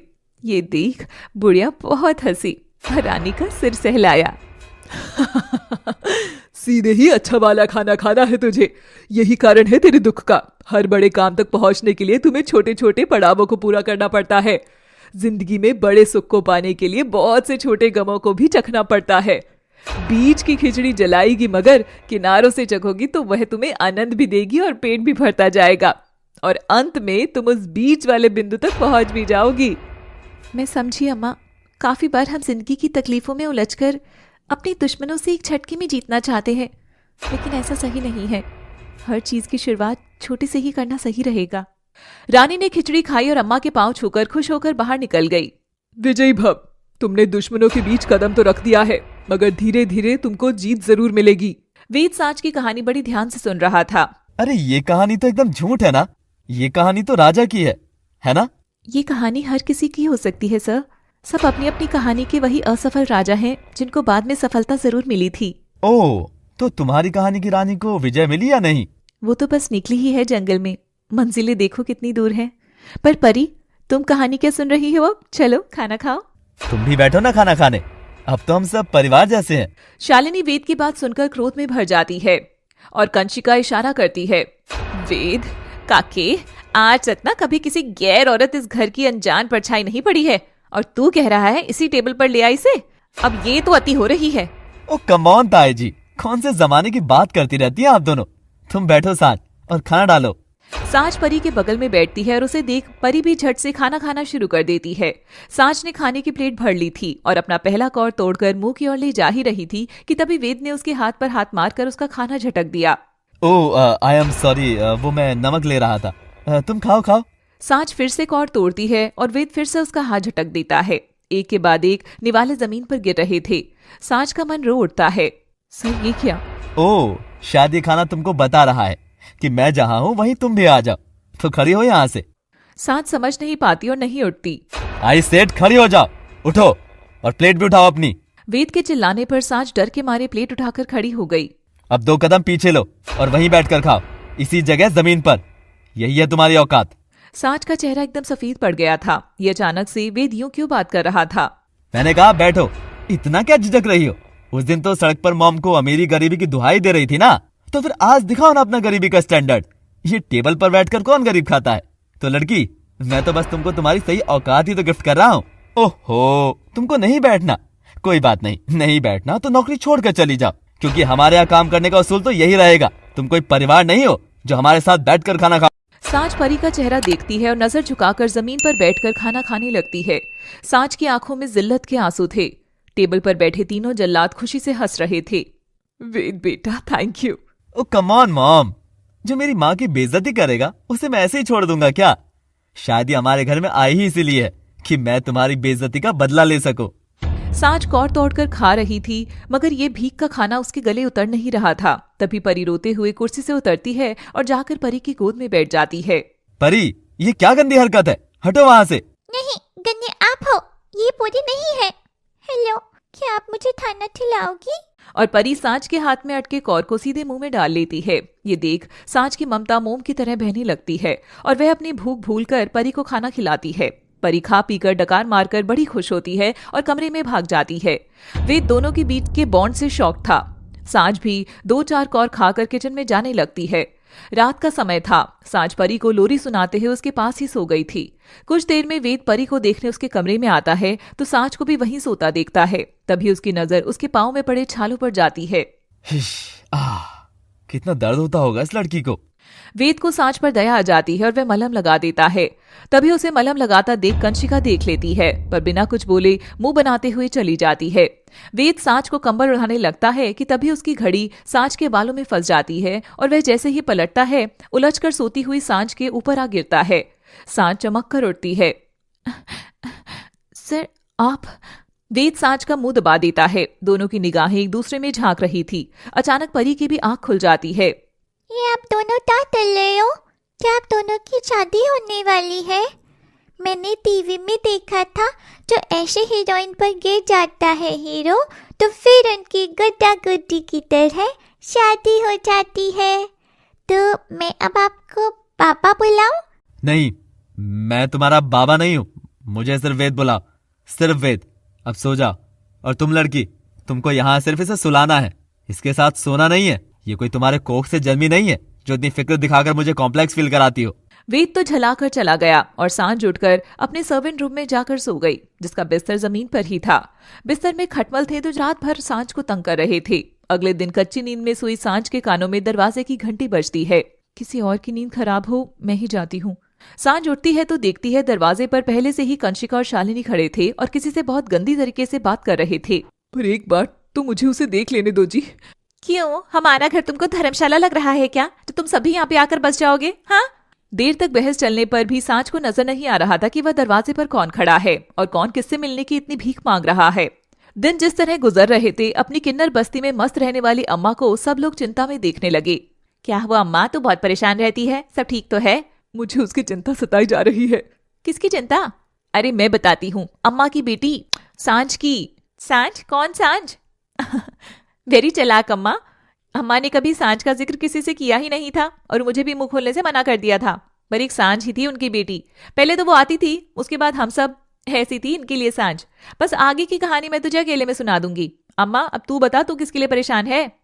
शेरनी शिकार करने जंगल में तो कूद गई है, पर वह यह नहीं जानती कि वह शेरनी के खाल के भीतर आज भी नाजुक खरगोश है। मुझे डर है कहीं वो उन अमीर जल्लादों की नफरत का शिकार न बन जाए। नहीं, मुझे उसे देखना ही होगा। मैं जाऊंगी उससे मिलने। अम्मा ये क्या पागलपन है, तू अगर गई तो उसकी पहचान भी सामने आ जाएगी, मत जा। और तभी अम्मा के कदम रुक जाते हैं और वह 2 मिनट सोचती है। और अगर कोई मुझे भी ना पहचाने तो? अम्मा कमरे में जाकर किन्नर का अवतार हटाकर आम औरत की तरह तैयार होकर बाहर आती है। सब उसे देख आश्चर्यचकित थे। हाँ अम्मा, अब लग रही है तू एकदम मम्मा। और अम्मा निकल पड़ी थी अपनी बिटिया से मिलने। वह वेद के दरवाजे पर ठक ठक करती है और शालिनी कंशी दरवाजा खोलते हैं। सामने औरत खड़ा देख वो झल्ला उठती है। अरे क्या अब एक के बाद एक सारी औरतें आ जाएंगी? वो मेरी बेटी सांझ से मिलने आई हूँ, आप एक बार बुला देंगी? सांझ का नाम सुनते ही शालिनी और कंशिका शैतानी अंदाज में एक दूसरे के मुंह की तरफ देखकर आंख मारते हुए एक दूसरे को ताली मारती हैं। मिल गया जैकपॉट, ये पी। बेटी से मिलेगी, चल मिल लेना, मगर उससे पहले तुझे हमारी दहलीज पर थूक कर चाटना होगा। ना भाभी, इसमें मजा नहीं। मजा तो तब आएगा जब ये हमारी थूक पॉलिश करे या हम थूके और तू चाटे। सो मच फन यार। तभी शालिनी सामने से हटती है तो सांझ देखती है कि वो उसकी अम्मा है। सांझ का चेहरा सफेद पड़ गया था, अम्मा की नजरें झुकी हुई थी। अब देखिए क्या सांझ अपने परिवार की इज्जत को नीलाम होने से बचा पाएगी। तुझे अगर अपनी बेटी से मिलना है तो उसने जो हमारी उसूलों पर थूका है, तुझे भी वही थूक थूक कर फिर से चाटना होगा, वो भी इसी दहलीज पर। हाय हाय शालिनी, ये क्या बात हुई? खुद थूक चाट कर क्या बड़ी बात, इसको तो थूक पॉलिश करनी होगी, समझी मोटी? अम्मा की नजरें झुकी हुई थी, वह बिना कुछ बोले हाँ में सिर हिला रही थी। तभी सांझ देखती है कि दोनों जुल्मी औरतें यह सब उसकी अम्मा के साथ कर रही हैं। अम्मा नहीं, तू यहाँ क्या करने आई है? चली जा यहाँ से, तू ये सब कुछ नहीं मानेगी। अपने बच्चों की खुशी के लिए कभी कभी जमाने के आगे भी झुकना पड़ता है बिटिया, और एक माँ को झुकने में कैसी शर्म। अम्मा झुककर दहलीज पर नाक रगड़ने लगती है। शालिनी कंशिका वहीं अपनी टांगे लगा लेती है। छू, इसे भी छू और बोल, हम तुम्हारे कीड़े मकोड़े हैं मालिक, जब चाहे कुचल सकते हो, हम उफ भी नहीं करेंगे। ठीक है मालिक, बोलूंगी, सब बोलूंगी। अम्मा दहलीज पर नाक रगड़ रही थी, यह देख सांझ के सीने में जलजला उठ जाता है। कीड़े मकोड़े? अरे अम्मा की हस्ती जान लोगी ना तुम, एक बार तो हिल जाओगे। अम्मा कोई नौकरानी नहीं, सेठानी है, हमारी किन्नर बिरादरी की सेठानी, मगर मजबूर माँ भी है। एक माँ चाहे पूरा जगत जीत भी ले मगर फिर भी वह औलाद के लिए झुकना नहीं भूलती है। और लोग कहते हैं कि किन्नर क्या जाने माँ की ममता। अरे देख लो पत्थरों, किन्नर अम्मा कितनी बेबस है आज इस ममता के मारे। अम्मा के आंसुओं से दहलीज भीग रही थी। शालिनी कंशिका एक दूसरे को तालियां मार रहे थे। तभी जोर से आवाज आती है, बंद करो ये तमाशा आप दोनों। वेद की आवाज सुनते ही शालिनी और कंशिका रुक जाते हैं। वेद आकर अम्मा को उठाता है और दोनों की आंखों के सामने ही उसे अंदर ले जाकर कुर्सी पर बैठाता है। शालिनी ले, एक और कलंक तो लगा दिया तेरे बेटे ने। ऐसा तो नहीं कि दिल दे बैठा है तेरी इस नैनी को जो हमारी हर बात के खिलाफ जा रहा है। नहीं नहीं, मैं ऐसा नहीं होने दूंगी। वेद अपने हाथ से हमारे संस्कारों का गला घोटे, उससे पहले मैं उसके गले में मेरी कठपुतली से बांध दूंगी। बहुत हो गया इसकी मनमानी। वेद पलटकर दोनों को घूर कर देखता है। बहुत हो गया आप दोनों की मनमानी यार। माना कि हमारे घर के नियम कहते हैं कि औरतें घर में नहीं आ सकती है, मगर शायद आप भूल गई हैं, ये दुनिया हमारे नियमों से नहीं चलती है, हमको दहलीज पर आए हुए मेहमान का इज्जत से स्वागत करना ही होगा। ऐसा नहीं होगा तो तुम तरक्की की कल्पना छोड़ दो। आज से तख्ती पर लिखा तमाशा बंद करो इस घर में। और शालिनी कंची का मुंह बनाकर चली जाती है। वेद अम्मा के आगे हाथ जोड़कर माफी मांगता है। सांझ, तुम अम्मा को परी के कमरे में ले जाकर बात कर सकती हो, और अब तक मेरे और मेरे परिवार के जरिए तुमको जाने अनजाने में जो भी ठेस पहुंची उसके लिए माफ कर देना, प्लीज माफ कर देना। कन्या में जो ताकत होती है वो मैं देख चुका हूँ, और अब मैं किसी भी लड़की के मन को चोट नहीं दे सकता हूँ। वेद वहां से चला जाता है। वेद का बदला हुआ रूप देख सांझ एकदम चौंक उठी थी। ये वेद सर को क्या हुआ? ये अचानक से मेरी साइड कैसे ले रहे हैं? अम्मा सांझ के साथ कमरे में जाती है। वेद घर के बाहर निकल रहा था, तभी वह पलटकर सांझ की ओर देखता है और मुस्कुरा देता है। आई एम सॉरी सांझ, मैं क्या हूँ कैसा हूँ, काश मैं खुद को समझ पाता, पर तुम नहीं जानती कि मेरे मन में क्या है। और वेद बीते दिनों को सोचने लगता है। जब सांझ वेद की गाड़ी से टकराती है और शालिनी सांझ से बहस कर रही थी, तब वेद ने सांझ को देखा था। जिस हिम्मत से वह अपने लिए लड़ रही थी, वह दबंगाई देखकर वेद का दिल सांझ के लिए पहली बार धड़का था। वह अपने परिवार की रूढ़िवादिता के चक्कर में बेचारा अपना मुंह बंद किए बैठा ही रहा। वेद सांझ के बोलते होठों को इशारा करते हाथों को बार बार देख रहा था। वाह, क्या लाजवाब लड़की है। एक पल के लिए भी मेरी मॉम को बोलने तक नहीं दे रही। शेर को मिल गया सवा शेर। वाह वाह, गजब। तभी ड्राइवर वेद को घूर रहा था। अरे भाई लो, तुम थोड़ी रिश्वत ले लो, बस बदले में मॉम को मत बताना कि वेद बाबा ने सारा नजारा लाइव देखा था। लड़ झगड़कर शालिनी कार में बैठ जाती है और बड़बड़ाने लगती है। क्या हुआ मॉम? अरे, इसलिए मुझे औरत जात से ही नफरत है। पता नहीं अपने आप को समझते क्या है। एक तो लड़की, ऊपर से छड़क छाप। हाँ, अच्छा हुआ तेरा मंगलवार था आज और तूने उसकी परछाई तक को नहीं देखा। वेद ये सुनकर ड्राइवर की ओर देखकर मुस्कुराता है। सड़क छाप का तो पता नहीं, पर मॉम मेरे दिल पर उसकी छाप बड़ी गहरी पड़ गई है। क्या ही गजब की लड़की है वो। बोलती है तो लगता है जैसे शेरनी दहाड़ रही हो। उसे अमीर गरीब, गाड़ी घोड़े, पैसे जेवर से नहीं बल्कि अपनी इज्जत से मतलब है। काश मैं ऐसी लड़की से एक बार बात कर सकता। अचानक वेद गाड़ी से उतरता है। अरे ये क्या, अब तू कहाँ जा रहा है? वेद को जहां सांझ खड़ी थी वहां कुछ कागज जैसा पड़ा मिलता है और वेद नजर बचाकर उसे उठा लेता है और गाड़ी में आकर बैठ जाता है। घर लौटने पर वेद के दिमाग में सांझ की छवि घर घर गई थी, मगर वेद परिवार के दबाव में कुछ नहीं बोलता। वह दिन रात बस उसी के ख्याल में डूबा रहता है। तभी वह कमरे में जाकर वह कागज खोलता है जिसमें एक तस्वीर छपी थी जो कि सांझ की थी, और उसमें लिखा था, सिंगल मदर एंड नेम सांझ, बेटी का नाम परी। हाँ, सांझ और सिंगल मदर। ईश्वर भी क्या खूब खेल रच रहा है। पहले मदर बताकर मेरा पत्ता काट दिया, फिर ये भी इशारा किया, अरे बबुआ सिंगल मदर ही तो है, पटा ले लड़की को। सांझ क्या ही थी यार तुम तो मुझे जानती भी नहीं हो ना, फिर भी देखो कैसे हर पल मेरे जहन में छप गई हो तुम। और वेद सांझ के ख्यालों में निकल रहा था शहर से, तभी रास्ते में उसकी गाड़ी के सामने परी आ जाती है। एक बच्ची, हे ईश्वर क्या इशारा है तेरा। अब क्या सांझ की तरह तू भी सिंगल डैडी बनने वाला है? पर कोई ना, तुम्हारे लिए काबिल होने के लिए मुझे ये भी मंजूर है, मगर घर वालों को क्या बोलूंगा। चलो ये भी सोचता हूँ, अभी तो इसे घर ले चलते हैं और इसका नाम भी मैं परी ही रखूंगा। एक परी मेरे पास, एक सांझ के पास। शायद किसी मोड़ पर किस्मत दोनों परियों की तरह हमको भी मिला देगी। और वेद सांझ की ही बेटी को उठाकर घर ले जाता है। वह बिल्कुल नहीं जानता था कि एक दिन उसके घर के दरवाजे पर खुद सांझ आकर खड़ी हो जाएगी। वेद सांझ को खड़ा देख बस उसे निहारता ही रह गया था। अगर मॉम और ताई जी का दबाव ना होता तो अभी तुमको चूमकर शादी के लिए पूछ लेता, पर मुझे अनजान ही बना रहना होगा। वेद सांझ को काम पर तो रखता है, मगर अपने प्यार के लिए। मगर वह बिल्कुल भी दिखाता नहीं कि वह भीतर से सांझ को कितना प्यार करता है। उस दिन तुमको जमीन पर बिठाकर खिलाने के पीछे भी यही वजह थी। मैं देखना चाहता था कि तुम यहाँ रहने के लिए, मेरी बच्ची को संभालने के लिए किस हद तक इस जिल्लत सह सकती हो। तुम बहुत अच्छी हो सांझ, ये मैं जान गया हूँ। बस अब इस इंतजार का अंत करना होगा। तू कैसी है मेरी बच्ची? अम्मा ये तू क्या करना चाह रही थी? तू इन घटिया लोगों के कदमों में नाक क्यों रगड़ रही थी? मैं अपनी माँ की ऐसी बेइज्जती देख नहीं सकती हूँ। माँ अपनी औलाद के लिए कुछ करे तो वह बेइज्जती कैसी? इसी बहाने देख मैं तेरे घर में खड़ी हो गई ना, तेरे पास, और देख अब मैं अपनी नातिन से मिल सकती हूँ। अम्मा परी को गोद में उठाकर उसे चूमती है। परी भोली निगाहों से उसे देख रही थी। अरे परी, ये तेरी नानी है बेटिया, नानी अम्मा। नानी, यानी आप नानी की तमी से आई हो? मम्मा, मम्मा यानी अम्मा। मम्मा मेरी भी तमी से बेबी आएगा क्या? बेटिया तुम भी ना। तुम भी ना क्या? देखो परी बेटा, मैं बताती हूँ।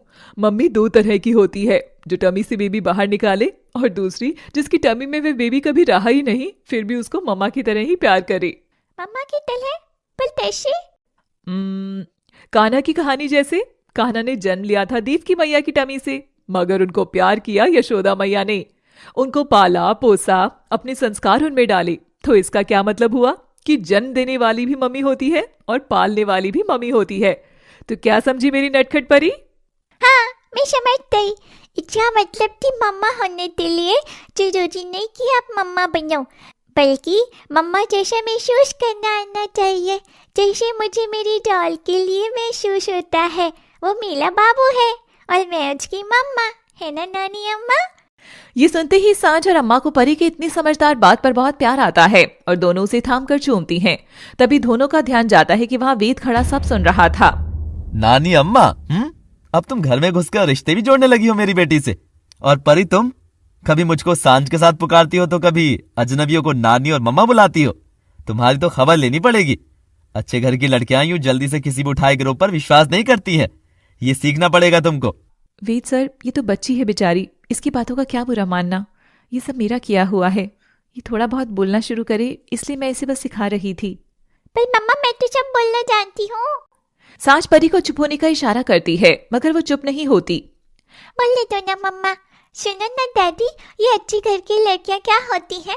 मुझे तो इतना अच्छा याद है कि शाम को मम्मा घर लौटी थी तो वो जगह मुझे अच्छी लगती थी। और मैं तो आपको सड़क पर मिली थी ना, तो मैं तो सड़क से हुई, अच्छी घर से कैसे हुई? और फिर जब मैं सड़क से आई तो इस घर में आकर देखा तो मम्मा थी ही नहीं। मम्मा जहाँ नहीं, वो अच्छा घर कैसे हुआ दादी? फिर देखो, गॉड जी मम्मा को मेरे पास भेज दिया और अब ये घर भी अच्छा हो गया।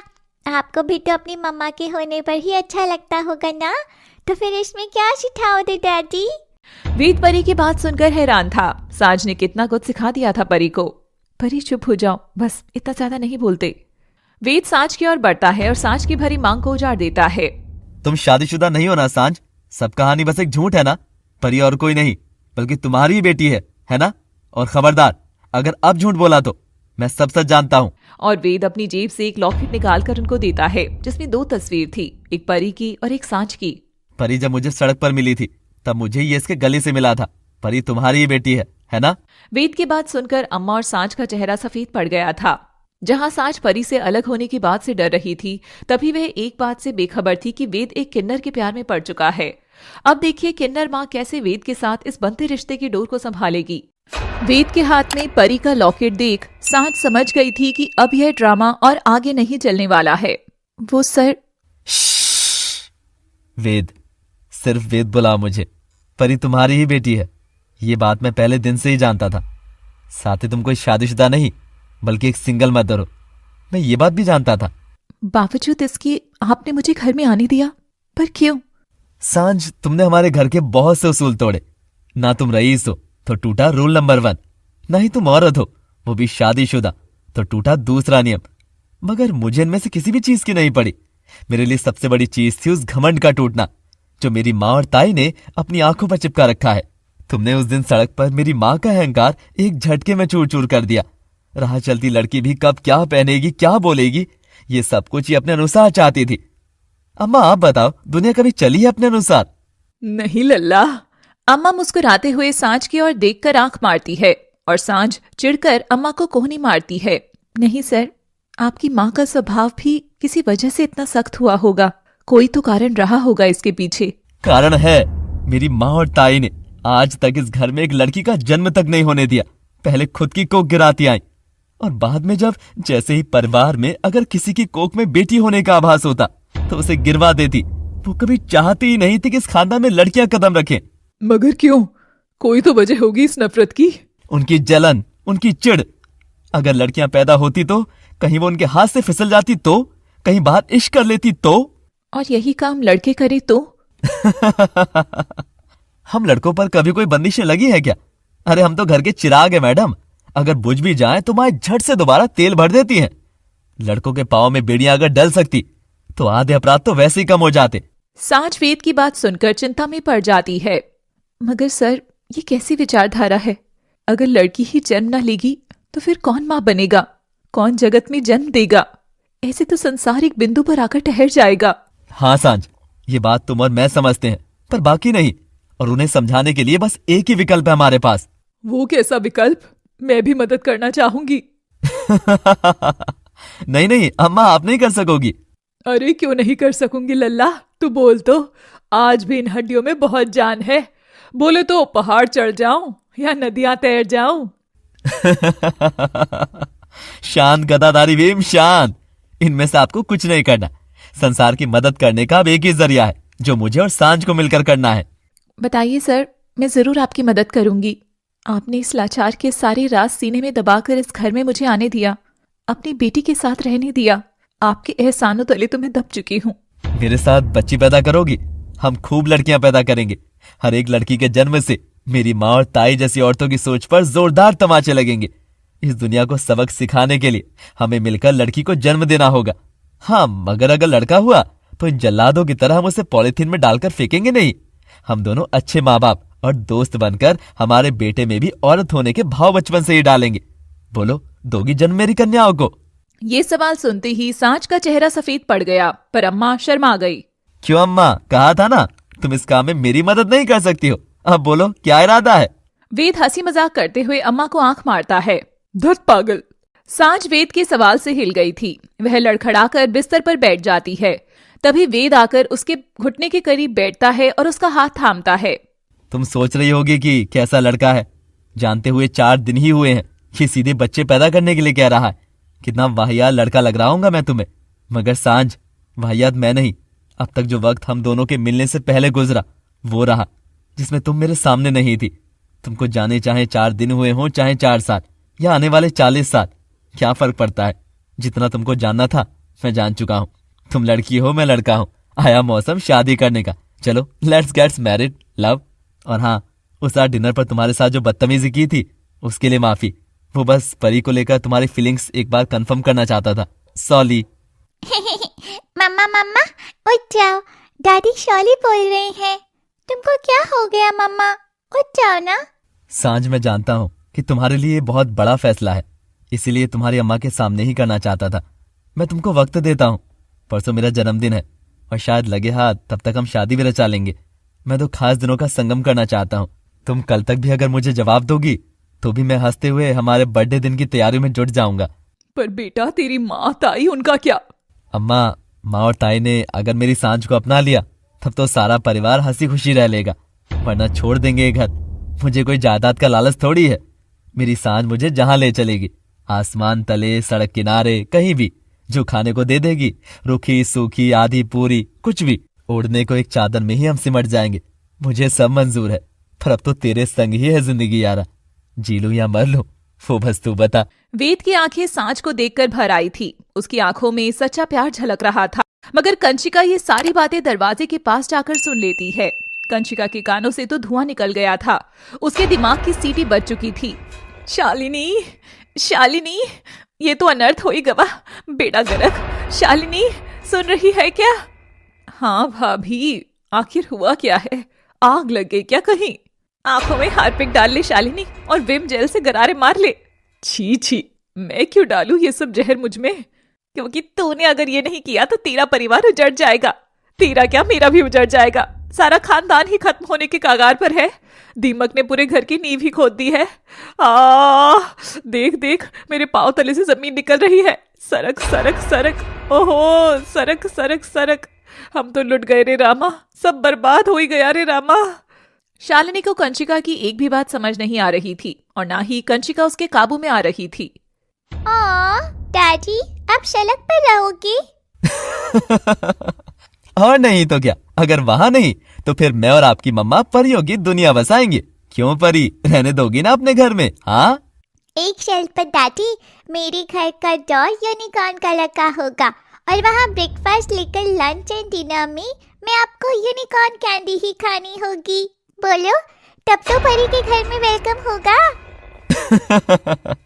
चलो डील। अब आप डैडी के साथ बाहर चलो और नानी और मम्मा को बातें करने दो। वेद परी को लेकर चला जाता है। तभी दोनों हॉल में चल रहा तमाशा खड़े होकर देखने लग जाते हैं। परी वेद के कंधे पर सवार थी, जैसे जोड़ी हो विक्रम और बेताल की। भाभी भाभी बात तो ठीक से करो। अरे भाभी बस। और शालिनी नाचती कंशिका को एक जोरदार चमाटा मारती है और घर के सन्नाटे में वो चमाट पटाखे की तरह गूंज पड़ता है। कंशिका एक थप्पड़ में सीधी हो जाती है। ये देख वेद और परी को हंसी आ जाती है। डैडी क्या फटा? बेटा जितनी जोर से लगी है पक्का ताई जी का कान तो फट ही गया होगा। ये सुन शालिनी कंशिका दोनों उसे घूर कर देखती हैं। चलो चलो परी, इससे पहले हमको भी चमाटे लगे, चलो भागो। दोनों वहां से चले जाते हैं। तब कंशिका शालिनी की ओर घूर कर देखती है। वह अभी भी अपना गाल सहला रही थी। भाभी सॉरी, पर हुआ क्या है? ये साकाल बाप बेटी मिलजुल कर उसकी नैनी को ही तेरी बहू और उसकी बीवी बनाकर लाने की बात कर रहा है। सांझ की शादी वेद से। और ये भी बता दूं कि अगर तूने मना किया तो वो घर छोड़ने को भी तैयार है। ये सुनते ही दोनों ही फर्श पर पसर कर हाथों से सिर पीटते हुए रोने लग जाती हैं। नहीं भाभी, हमारी किस्मत इतनी खराब कैसे हो सकती है?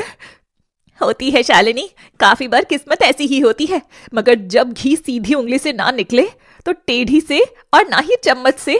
इसका मतलब कि? क्या मतलब है भाभी? इसका मतलब कि घी को आंच पर गरम करके उसकी शेप बदलनी पड़ेगी।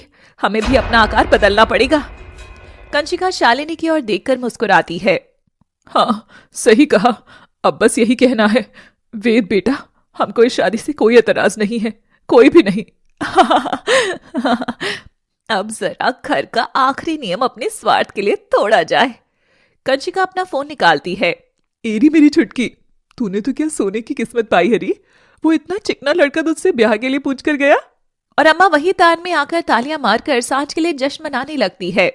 हाय हाय, मेरी सांझ बनेगी दुल्हन, सज के आएगा वेद राजा, दुनिया बजाएगी खूब बैंड बाजा, दुनिया बजाएगी खूब बैंड बाजा। एरी मेरी सांझ, मैं ना इतनी खुश हूँ ये सब मेरी आंखों से देखकर। हाय हाय, तू दुल्हन बनेगी, वो लाल जोड़ा पहनेगी। हाय हाय, माथे पर चमकीली बिंदिया, नाक में दुल्हन वाली गोल नथुनिया। ऐसे देख तो ऐसे करके पहनेगी, वो लंबी लंबी पलके, क्या कहे उसे, आई लैशेस। हाय हाय वो लगाएगी, और हाथों में इतनी चूड़ियां होगी कि वेद बाबू गिनने लगेगा तो अगली सुबह ही हो जाएगी। पर कुछ भी करना, हार तो तू मेरा दिया हुआ ही पहनेगी। तेरे लिए पाई पाई जोड़कर रानी हार बनवाया है मैंने। देख तो यहाँ पड़ेगा वो एकदम सीने पर। हाय मेरी बेटिया। और अम्मा सांझ को दुल्हन के रूप में इमेजिन कर लेती है। शुक्रिया मेरी बेटी, एक बांझ की गोद इस सांझ से भरी। कौन जानता था कि तू मुझे माँ होने का सुख देगी। लोगों ने तो अम्मा सिर्फ कहा, पर तूने अम्मा होना कैसा होता है महसूस कराया। तेरी वजह से एक किन्नर माँ अपनी बेटी का कन्यादान कर सकेगी। ये सौभाग्य पाने के लिए ना जाने मैंने कितने जन्म लिए होंगे। अम्मा सांझ के प्रति अपनी ममता व्यक्त कर रही थी कि तभी अम्मा देखती है। सांझ नम आंखों से अम्मा की ओर घूर कर देखती है तो सांझ पहले अपनी नथनी उतार फेंकती है, फिर काजल मिटाती है, फिर अपने बाल नोच लेती है, अपनी चूड़ियां भरी दोनों कलाइयां सामने लाकर जोर जोर से तोड़ देती है। क्यों किया अम्मा तूने ऐसा? क्यों क्यों? सांझ अम्मा के पांव में गिरकर रो रही थी और वही दरवाजे की घंटी बजती है। देखिए किन्नर माँ का सच कब तक एक झूठ बनकर वेद के दिल में रहेगा। क्यों किया अम्मा तुमने ऐसा? क्यों? सांझ, मैंने क्या किया? अगर तू मुझे दूर न भेजती तो मैं कभी अपनी जिंदगी की इतनी बड़ी लड़ाई में नहीं पड़ती। ना मुझे कचरे में पड़ी वो बच्ची मिलती जिसने नन्ही उंगलियों से मेरे हाथ को इतना कस के थामा कि मेरी अंदर की ममता जगा दी, जबकि मुझे मेरी हद जाननी चाहिए थी कि सांझ तू एक किन्नर है, किन्नर। तू कभी माँ नहीं बन सकती, नहीं बन सकती। और परी चली गई थी ना मेरी जिंदगी से, इस आलीशान महल में आकर रह रही थी ना। ये भी तू जानती थी ना अम्मा। मैं रोकर बिलख कर 2-4 दिन में अपने आप ठीक हो जाती, मगर तूने मुझे फिर से क्यों भेजा परी के पास? नहीं चाहिए मुझे ये ममता, ये बहुत दर्द देती है रे माई, बहुत दर्द देती है। ये सब तू क्या बोल रही है सांझ? तू खुश क्यों नहीं लग रही है सांझ? क्या हुआ तुझे मेरी बच्ची? वेद इतना अच्छा लड़का है, जो सपना हर लड़की का होता है वही सपना आज तेरा सच होने जा रहा है। और तू है कि दुख कर रही है? क्यों दुख कर रही है री? तेरा तो अब अपना खुद का परिवार होगा ना मेरी बच्ची। रो मत मेरी बच्ची, ना रो। अम्मा मैं खुश क्यों नहीं लग रही हूँ? तो अब भी ये सवाल पूछ रही है, सारा सच जानने के बाद भी। देख एक बार मेरी ओर, वेद को लड़की संग घर बसाना है, एक किन्नर के साथ नहीं। मैं बाहर से लड़की जरूर हूं, मगर अंदर से क्या हूं ये तू भी जानती है।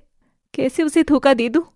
वेद की सोच और विचारधारा से आज नहीं तो कल मुझे भी प्यार हो ही जाएगा, मगर जब उसे मेरा सच पता चलेगा तो वो मुझसे किस हद तक नफरत करने लगेगा, ये सोचकर भी मुझे डर लगता है। नहीं अम्मा, मैं और अपने सच को नहीं छिपा सकती हूँ। सांझ सांझ, होश में आ। सच तुझको छिपाना ही पड़ेगा, हर हाल में, तेरे लिए भी और परी के लिए भी। जरा सोच कर देख कि अगर वेद को पता चला कि तू एक किन्नर है तो वो तुझे तो क्या परी को भी नहीं अपनाएगा। सोच के देख। और अम्मा, मेरी परी, क्या वो मुझे अपनाएगी? अभी वो बच्ची है, पर जिस दिन बड़ी होगी उसे पता चलेगा कि उसकी यशोदा माई किन्नर है, तो ना उसे किसी स्कूल में दाखिला मिलेगा, ना उसे कोई ब्याह रचाएगा।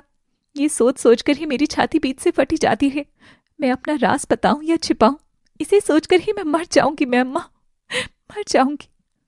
सांझ, कुछ राज छिपे रहने से बहुत सी जिंदगी बर्बाद होने से बच जाती है। अर्जुन ने भी अपना अज्ञातवास बचाने के लिए प्रहन का रूप धारण किया था ना। वो भी किन्नर बनके धर्म को जीतने की जंग लड़ रहा था। हमारे आदिकाल से लेकर आज तक अच्छाई को जीतने के लिए किया गया कोई भी ये तुच्छ अधर्म किसी को भी चोट नहीं पहुंचाएगा। जिद छोड़ दे मेरी बच्ची और अपनी जिंदगी बचा। सब ठीक है, सब ठीक होगा। जब परी को किसी रोज सच पता भी चला तो उसमें तेरे संस्कार होंगे। वो तेरी उंगलियां पकड़ कर चली है तो तेरी बेटी तो अपनी माँ की ही परछाई होती है ना। वो जरूर समझेगी कि उसकी माँ बस किन्नर ही नहीं बल्कि एक सुपर मॉम है। तो रो मत, चुप हो जा। और वेद का अपना परिवार, वो अम्मा, उसको मुझ संग बच्चा पैदा करना है, मुझ संग। हाँ, ये कैसी रचना है भगवान। इस कोख से बच्चा करूं क्या मैं अब? इस कोख से? हे माई, इतनी लाचारी क्यों दी हम किन्नरों को, क्यों? और सांझ विलाप करते हुए अपने ही पेट पर खूब मारती है। रुक जा मेरी बच्ची, रुक जा। खुद को टॉर्चर मत कर सांझ, मत कर, मत कर मेरी बच्ची। अम्मा, कैसे बताऊं वेद को कि जिस सूरत और सीरत से वो प्यार कर बैठा है, उसके बीच की अड़चन ये शरीर है माँ, ये शरीर। ये ना मर्द का है ना जनानी का। ये जो पेट है ना, सिर्फ पेट है, कोख नहीं।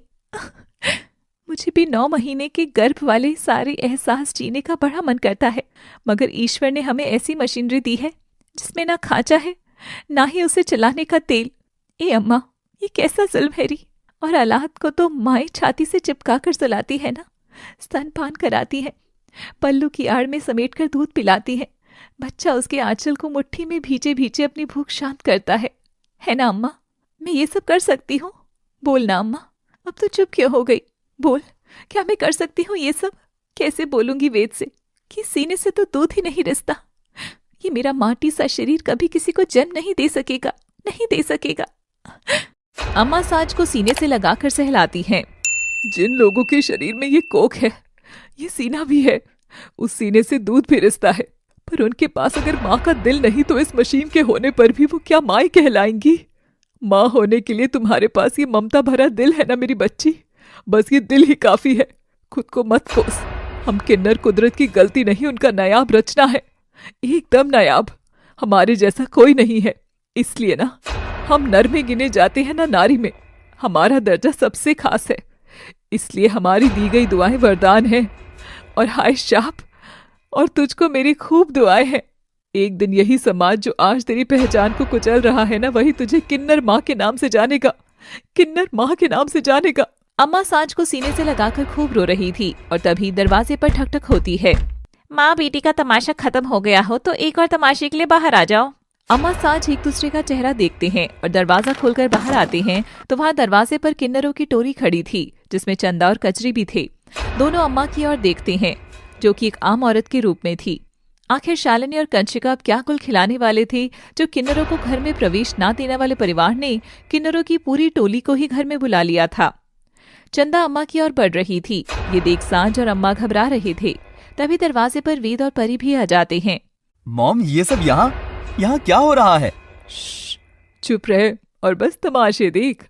चंदा अम्मा के पास आकर पलट जाती है। ये सब किन्नर तो मुझे पहचानते हैं। अगर इन्होंने जरा सी भी हरकत मेरे लिए कर दी तो मेरी बच्ची सांझ का घर तो बसने से पहले ही उजड़ जाएगा। ए क्या री सेठानी, खाली फोकट हमारा टाइम वेस्ट किया ना। तू तो बोली कि इधर कोई एक छोटी बच्ची है और काला लड़का है, पर ये तो कोई सुंदर शरीफ छोकरी लोग लग रही है। चिकना और बच्ची कहाँ है? अरे वो तो ये रहे, देखो ठीक तुम्हारे पीछे। चंदा और कजरी लोग पलटती हैं तो परी और वेद को देख जोर से तालियां बजाती हैं।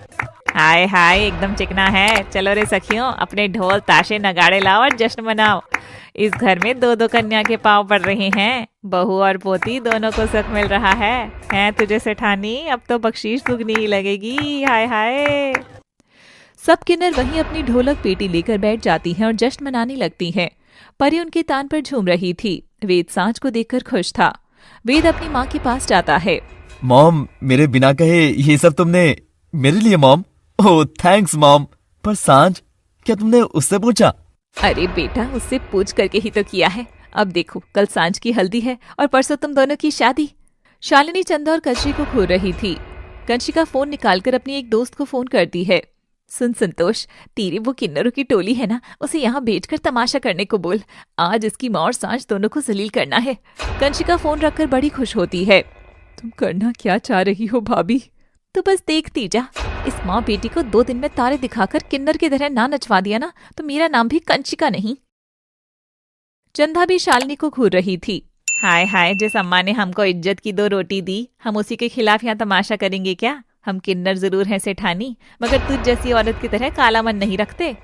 चंदा अपनी टोली के साथ जश्न मनाती है तो वेद उन्हें खूब सारे पैसे देता है और तभी चंदा आधे पैसे परी को दे देती है। अरे ये क्या बहन? अरे जब बहन ही बोल दिया तो ये मासी अपनी बिटिया को शगुन का नेक नहीं दे सकती क्या? अरे भगवान मेरी बहना को सारी खुशियां दे, तुझे हमारी सारी दुआएं लगे और तेरी सारी बुलाएं जल जाएं। चंदा सांझ का चेहरा सहलाकर अम्मा को इशारे में प्रणाम कहकर चली जाती है। अच्छा सांझ, अब मैं भी चलती हूँ। तेरी शादी का नेक भी तो तैयार करना है। मिलती हूँ जल्दी। वेद अम्मा के बड़े ही आदर से पांव छूता है। इतने सम्मान की अम्मा को उम्मीद भी नहीं थी। मैं तो तुम जैसे धनी लल्ला को क्या दूं? बस दुआ में यही दूंगी कि पति पत्नी का साथ जिस्मानी से ज्यादा विश्वास का हो, रूहानी हो। चुक चुक जियो दोनों। सांझ वेद के करीब जाकर उसका हाथ थाम लेता है और कंचिका और शालिनी की सारी चाल वहीं ध्वस्त हो जाती है। अम्मा अपनी किन्नर टोली के पास जाकर उनको थैंक यू बोलती है। आज मेरे मान के साथ साथ तुमने उस भाग्य वाली सांझ की भी इज्जत बचा ली सखियों। अम्मा, तू हम सबका पिलर है और वो तेरी जान। हर किसी की किस्मत में कहाँ है माँ का एहसास, पर तू हमारी माँ है और हम सब तेरी औलाद। अपनी माँ को बचाने के लिए ऐसी लाखों पैसे वार दे हम। अम्मा की आंखें खुशी से भर जाती हैं और सारी किन्नरें आकर उसे गले लग जाती हैं। उधर वेद भी सांझ को गले लगा लेता है और सांझ भी वेद से शादी करने का फैसला ले ही लेती है। डर लग रहा है? बहुत। मुझसे नहीं, अपने सच से। तो मत बताओ अपना सच। कुछ सच छुपाए रखने से रिश्ते बच जाएं तो उन्हें कभी बाहर नहीं निकालना चाहिए। मगर अगर वो फिर आपके सामने आए तो मैं उस सच को चूम कर मेरी सांझ का सुंदर सा चेहरा देखकर कहूंगा कि तुम मेरे साथ हो, यूं मेरे करीब। तुम्हारी कमर पर मेरा हाथ है, एकदम ऐसे ही। तुम्हारे नरम गालों पर मेरे होंठ है और तुम्हारी आंखों में मेरा चेहरा है। मेरे लिए यही जहान का सबसे सुंदर सच है, बस यही। और वेद सांझ की कमर थामकर उसे आईने के सामने खड़ा कर चूम लेता है। उस दिन दोनों एक दूसरे के सीने से लगकर रात भर सोए रही। आज से पहले सांझ को इतनी सुकून भरी नींद कभी नहीं आई। अगली सुबह होती है। सांझ उठती है तो देखती है पूरा घर सजा हुआ था। आज सांझ और वेद की हल्दी थी, मगर शालिनी और कंचिका की तो अलग ही खिचड़ी पक रही थी। सांझ और वेद सफेद पीले कपड़े पहनकर आंगन में आकर बैठ जाते हैं। लगता है दूल्हा दुल्हन से ज्यादा समय तो आप लोग लगा रहे हैं। चलो तब तक मैं कॉल अटेंड कर लेता हूँ। मगर वहाँ रसोई में तो कंचिका और शालिनी अलग प्रकार की हल्दी तैयार कर रहे थे। तभी शालिनी एक बड़ा कांच तोड़कर हल्दी में मिला देती है। आज खून भरी हल्दी हो जाए। जितना खून उस लड़की ने हमारे संस्कारों का किया है ना, आज सूद समेत कतरा कतरा वसूलूंगी मैं। छोटी तू भी एकदम मेरी तरह सोचने लग गई। अब बस उसे ये हल्दी मल मल कर लगानी है और फिर देखो मजा ही मजा। बस उस दौरान तुम वेद को थोड़ा यहाँ से साइड ले जाना और ये ले दस्ताने पहन ले, वरना हमारे हाथ में कांच चुभ जाएंगे। शालिनी और कंचिका एक दूसरे को ताली मारते हैं और वहाँ हल्दी लेकर पहुँचते हैं। शालिनी कंचिका को आंख मारकर वेद की हल्दी का प्याला तो साइड में रखवा देती है और खुद ढेर सारी हल्दी लेकर सांझ के चेहरे की ओर ले जाती है। वेलकम टू माई होम सांझ बेटा। अब देखिए क्या सांझ को शालिनी की नफरत का ऐसा तोहफा मिलने वाला है। क्या होगी किन्नर माँ की हालत। शालिनी हाथों में ढेर सारे कांच के टुकड़ों से भरी हल्दी लगाकर सांझ के चेहरे पर जोर से मलती है, इतनी जोर से कि सांझ को दर्द होने लगता है। अम्मा। शालिनी ये देख बड़ी खुश होती है और ज्यादा हल्दी लेकर उसको लगाती है। फिर कंचिका के पास जाकर खड़ी हो जाती है। बस अब 3 तक गिनती करना, उसके बाद खून की नदियां बहेंगी, नदियां। शालिनी कंचिका को कुछ सेकंड देखते हैं, मगर सांच के चेहरे से खून नहीं रिसता। ये देख दोनों की आंखें फटी की फटी रह जाती हैं। मॉम, ताई जी, मुझे हल्दी नहीं लगाओगे? इधर आओ, जरा देखो, आप लोगों को जादू दिखाऊं। और वेद हल्दी के प्याले से ढेर सारी हल्दी लेकर अपने हाथों पर मलता है, जिसे लगाते ही पल भर में वेद के हाथ से खून टपकने लग जाता है। उसका हाथ पीले के बजाय लाल हो गया था। शालिनी कंचिका देखकर व्याकुल होकर वेद का हाथ साफ करने के लिए दौड़ती हैं। हाय मेरा बच्चा, ये क्या हुआ? ये वाली हल्दी क्यों लगा ली तूने? नहीं नहीं, हाय कितना दर्द हो रहा होगा मेरे बच्चे को। क्यों मॉम? अपना ये बोया हुआ जहरीला बबूल जब मैंने चख लिया तो तुमको दर्द हुआ? क्योंकि तुम तो मेरे लिए मीठा आम लगाने वाली थी ना, क्योंकि मैं तुम्हारा बेटा हूँ। और अगर ये कांच मिलाई हल्दी सांच का खून निकालती तो तुमको बड़ा अच्छा लगता है ना? अपनी औलाद का खून तो तुमको इतना प्यारा, और दूसरे के घर की बेटी को बहू बनाकर ला रही हो तो उसके खून से तुमको कोई भी प्रीत नहीं है। तो देख लो, भगवान ऐसे बदला लेता है। वो तो मैंने वक्त रहते दोनों प्यालों को अदल बदल दिया था, इसलिए खून मेरा बहा। और मेरा खून बहने से अगर तुम्हारे सीने में दर्द हो रहा है तो ये लो और दर्द झेलो। और वेद फिर से हल्दी लेकर अपने हाथ पर लगाता है, जिससे और खून आता है। तभी सांच बिलख कर उठती है और अपने आंचल से वेद का खून साफ करती है। नहीं वेद नहीं, अपना खून ना बहाओ। इतना प्यार क्यों करते हो मुझसे? प्यार तो बस एक शब्द है सांच, मगर उसका असली अर्थ तो तुमने मुझे समझाया है। जब तुम अपनी सारी जिंदगी एक मासूम के नाम कर सकती हो, जिससे तुम्हारा कोई खून का रिश्ता तक नहीं है, तो मैं क्या तुम्हारे लिए खून नहीं बहा सकता?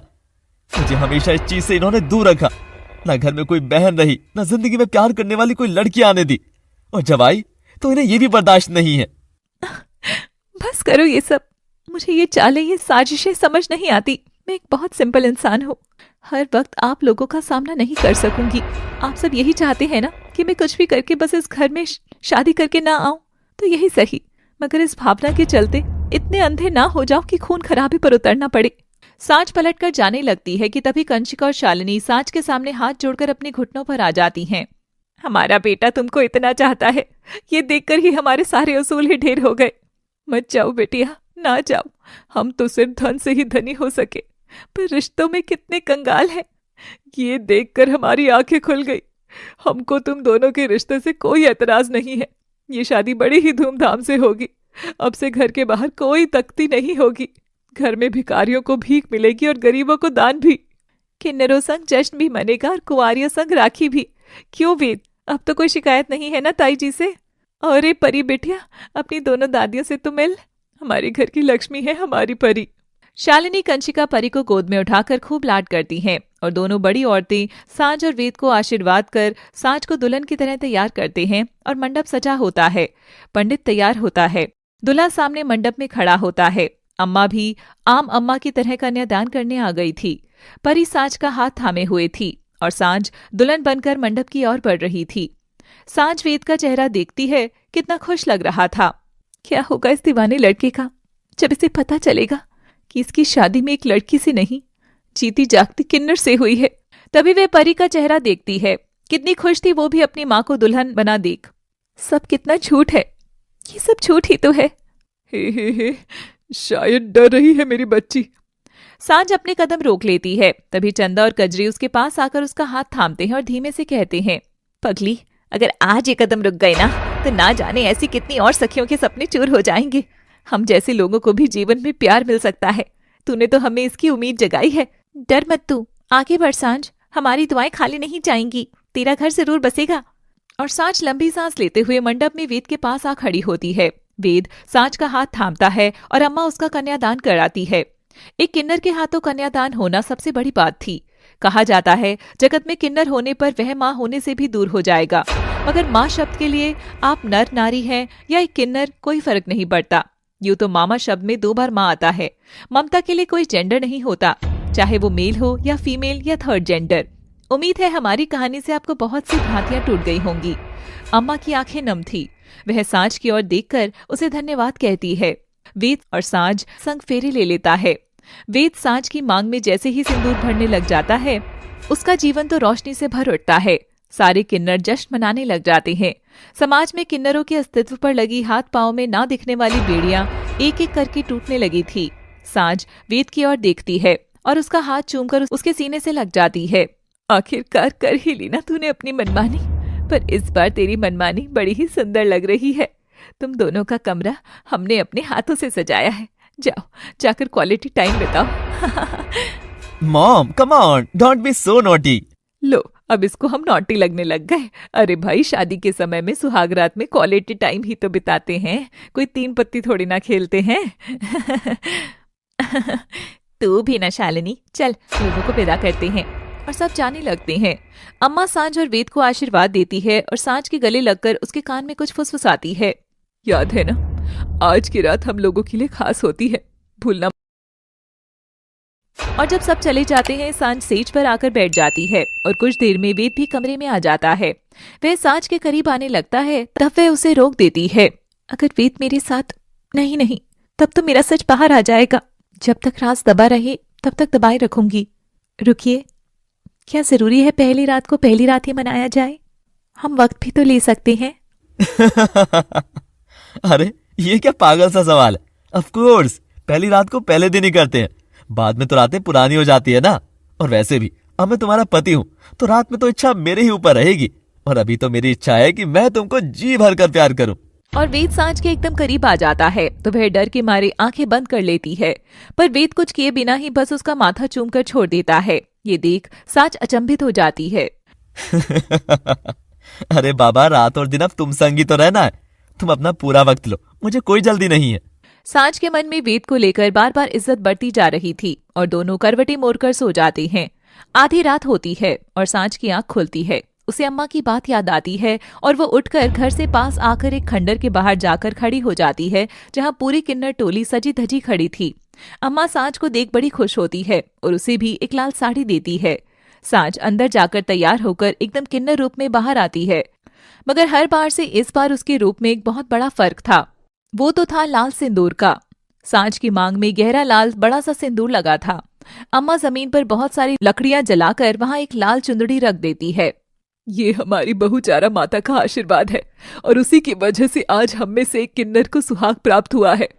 आज का ये दहन हम समाज की हर बुराइयां, हर तानों और हर बंदिशों के लिए करेंगे। सब एक दूसरे का हाथ थाम कर घेरा बनाकर जश्न मनाओ। सब किन्नर तालियां मारकर नाचकर सांझ की नई जिंदगी का जश्न मनाते हैं। बहुत खुश थे सब। अम्मा, तूने हम सबको नई जिंदगी दी है। आज से तेरी मेहनत करना बंद और अब तू बस आराम करेगी। अरे इस उम्र में मैं घर बैठूंगी तो ये घुटने जाम हो जाएंगे। अभी तो इन पांवों को बहुत चलना है। पता नहीं हम जैसे और कितने बच्चे होंगे जिन्हें उनकी पहचान के लिए लड़ना पड़ता होगा। अम्मा, क्यों ना हम अभी एक नई शुरुआत करें। मैंने बड़े शहर जाकर सोशल वर्क की डिग्री तो ले ली थी। हम अपनी एक फाउंडेशन खोल लेते हैं जिसमें हम जैसे हर उम्र के किन्नर आकर रह सकते हैं। धीरे धीरे हमारा परिवार भी बढ़ेगा और किसी को अपने शरीर से लड़ना भी नहीं पड़ेगा। और उसका नाम होगा अम्मा। और तू बस सिर्फ हमारी माँ नहीं, सबकी किन्नर अम्मा बन जाएगी। अम्मा ये सुनकर इमोशनल हो जाती है। सांझ भी रो देती है। क्या हुआ मेरी लाडो को? पर मेरा क्या, मैं जो दूसरों की पहचान की बात कर रही हूँ, यहाँ मैं खुद को लड़की बताकर एक झूठ में क्या आजीवन कैद रहूंगी अम्मा? वेद अच्छे हैं, बहुत अच्छे हैं, मगर मेरे झूठ को वो क्यों जिए? नहीं अम्मा, ये सोच सोचकर मेरा सीना भारी हो जाता है। तभी चंदा सांझ को इशारा करती है। सब लोग पलटकर देखते हैं तो वहां वेद, शालिनी, कंशिका खड़े थे और वेद की गोद में परी थी। सांझ उन सबको साथ देकर सफेद पड़ जाती है। सबके चेहरे पर भयंकर गुस्सा था। वेद सांझ की ओर बढ़ता है। सांझ की नजरें लाज के मारे झुकी थी। चलो सांझ, घर चलो, और हाँ, अपनी सब सखियों को भी ले चलो। वहां चलकर जश्न मनाएंगे। ठंड बढ़ रही है, तुम बीमार पड़ सकती हो। सांझ वेद को घूर कर देख रही थी। हाँ, मैं पहले से ही जानता था कि मैं जिससे प्यार कर बैठा हूँ वो कोई आम लड़की नहीं है, बल्कि वो तो लड़की ही नहीं है, तुम एक किन्नर हो। ये बात मैं तुमसे मिलने से पहले से जानता हूँ सांझ। ये सुनकर सबके मुंह खुले के खुले रह गए थे। लल्ला, जानते हुए भी तुमने सांझ को चुना? बच्चा लड़का होगा या लड़की, अंधा होगा या बहरा होगा, नॉर्मल होगा या एबनॉर्मल होगा, क्या माँ उसे पैदा करने से पहले ये सब सोचती है? नहीं ना। प्यार भी ऐसी ही चीज है। मैंने सोचा नहीं था कि सांझ से प्यार कर बैठूंगा, और जब प्यार हुआ तो ये भूल गया कि इसके और मेरे बीच समाज का एक बहुत बड़ा ताना खड़ा है कि अरे ये तो किन्नर से प्यार कर बैठा है। अब हो गया तो हो गया प्रेम। मगर आप सब कैसे, मतलब? तुम जब सड़क पर मेरी गाड़ी से टकराई थी तब वहां केवल तुम्हारे नाम वाले कागज नहीं, बल्कि एक कागज और था, अम्मा फाउंडेशन के पोस्टर का। अम्मा सांझ शहर में आपकी फाउंडेशन को शुरू करने के सिलसिले में फंडर्स से मिलने आई थी। अरे ऐसे क्या घूर रही हो बेबी, ये इंटरनेट का जमाना है, यहाँ सब मिलता है। यूट्यूब पर तुम्हारा पूरा इंटरव्यू डला हुआ है। हाँ, देखा केवल 130 लोगों ने ही है, जिसमें से 50 बार तो मैंने ही देखा होगा। तुम्हारी कहानी, तुम्हारी मासूमियत सब जानकर देखकर ही मैंने तुमको चुना है सांझ। पर मेरे साथ जिंदगी क्यों खराब करनी है तुम्हें अपनी और अपने परिवार की? देखो परिवार की बात है तो फिर देखो माँ से पूछते हैं। मॉम, तुमको कोई दिक्कत? शालिनी कंशिका एक दूसरे को देखते हैं और हंसते हैं। जब मियाँ बीवी राजी तो क्या करेगी मॉम और ताई जी। और फिर हम लोग तो ऐसी अनोखी बहू पाकर वायरल हो जाएंगे, वायरल। हमको तो कोई एतराज नहीं है। और रही बात मेरी, तो सांझ हम सब वक्त बदलने की बात करते हैं, पर शुरुआत कोई नहीं करता। अब शुरू तो किसी न किसी को करना ही होगा ना। और जब मेरी शुरुआत ही मेरी बीवी जितनी हसीन है तो मुझे तो कोई एतराज ही नहीं है। इस बार सांझ को वेद से प्यार हो ही गया था। वह उसके गले लगती है। मम्मा, मुझे ज्यादा समझ नहीं आया, पर पता है तुम मेरी स्पेशल मम्मा हो।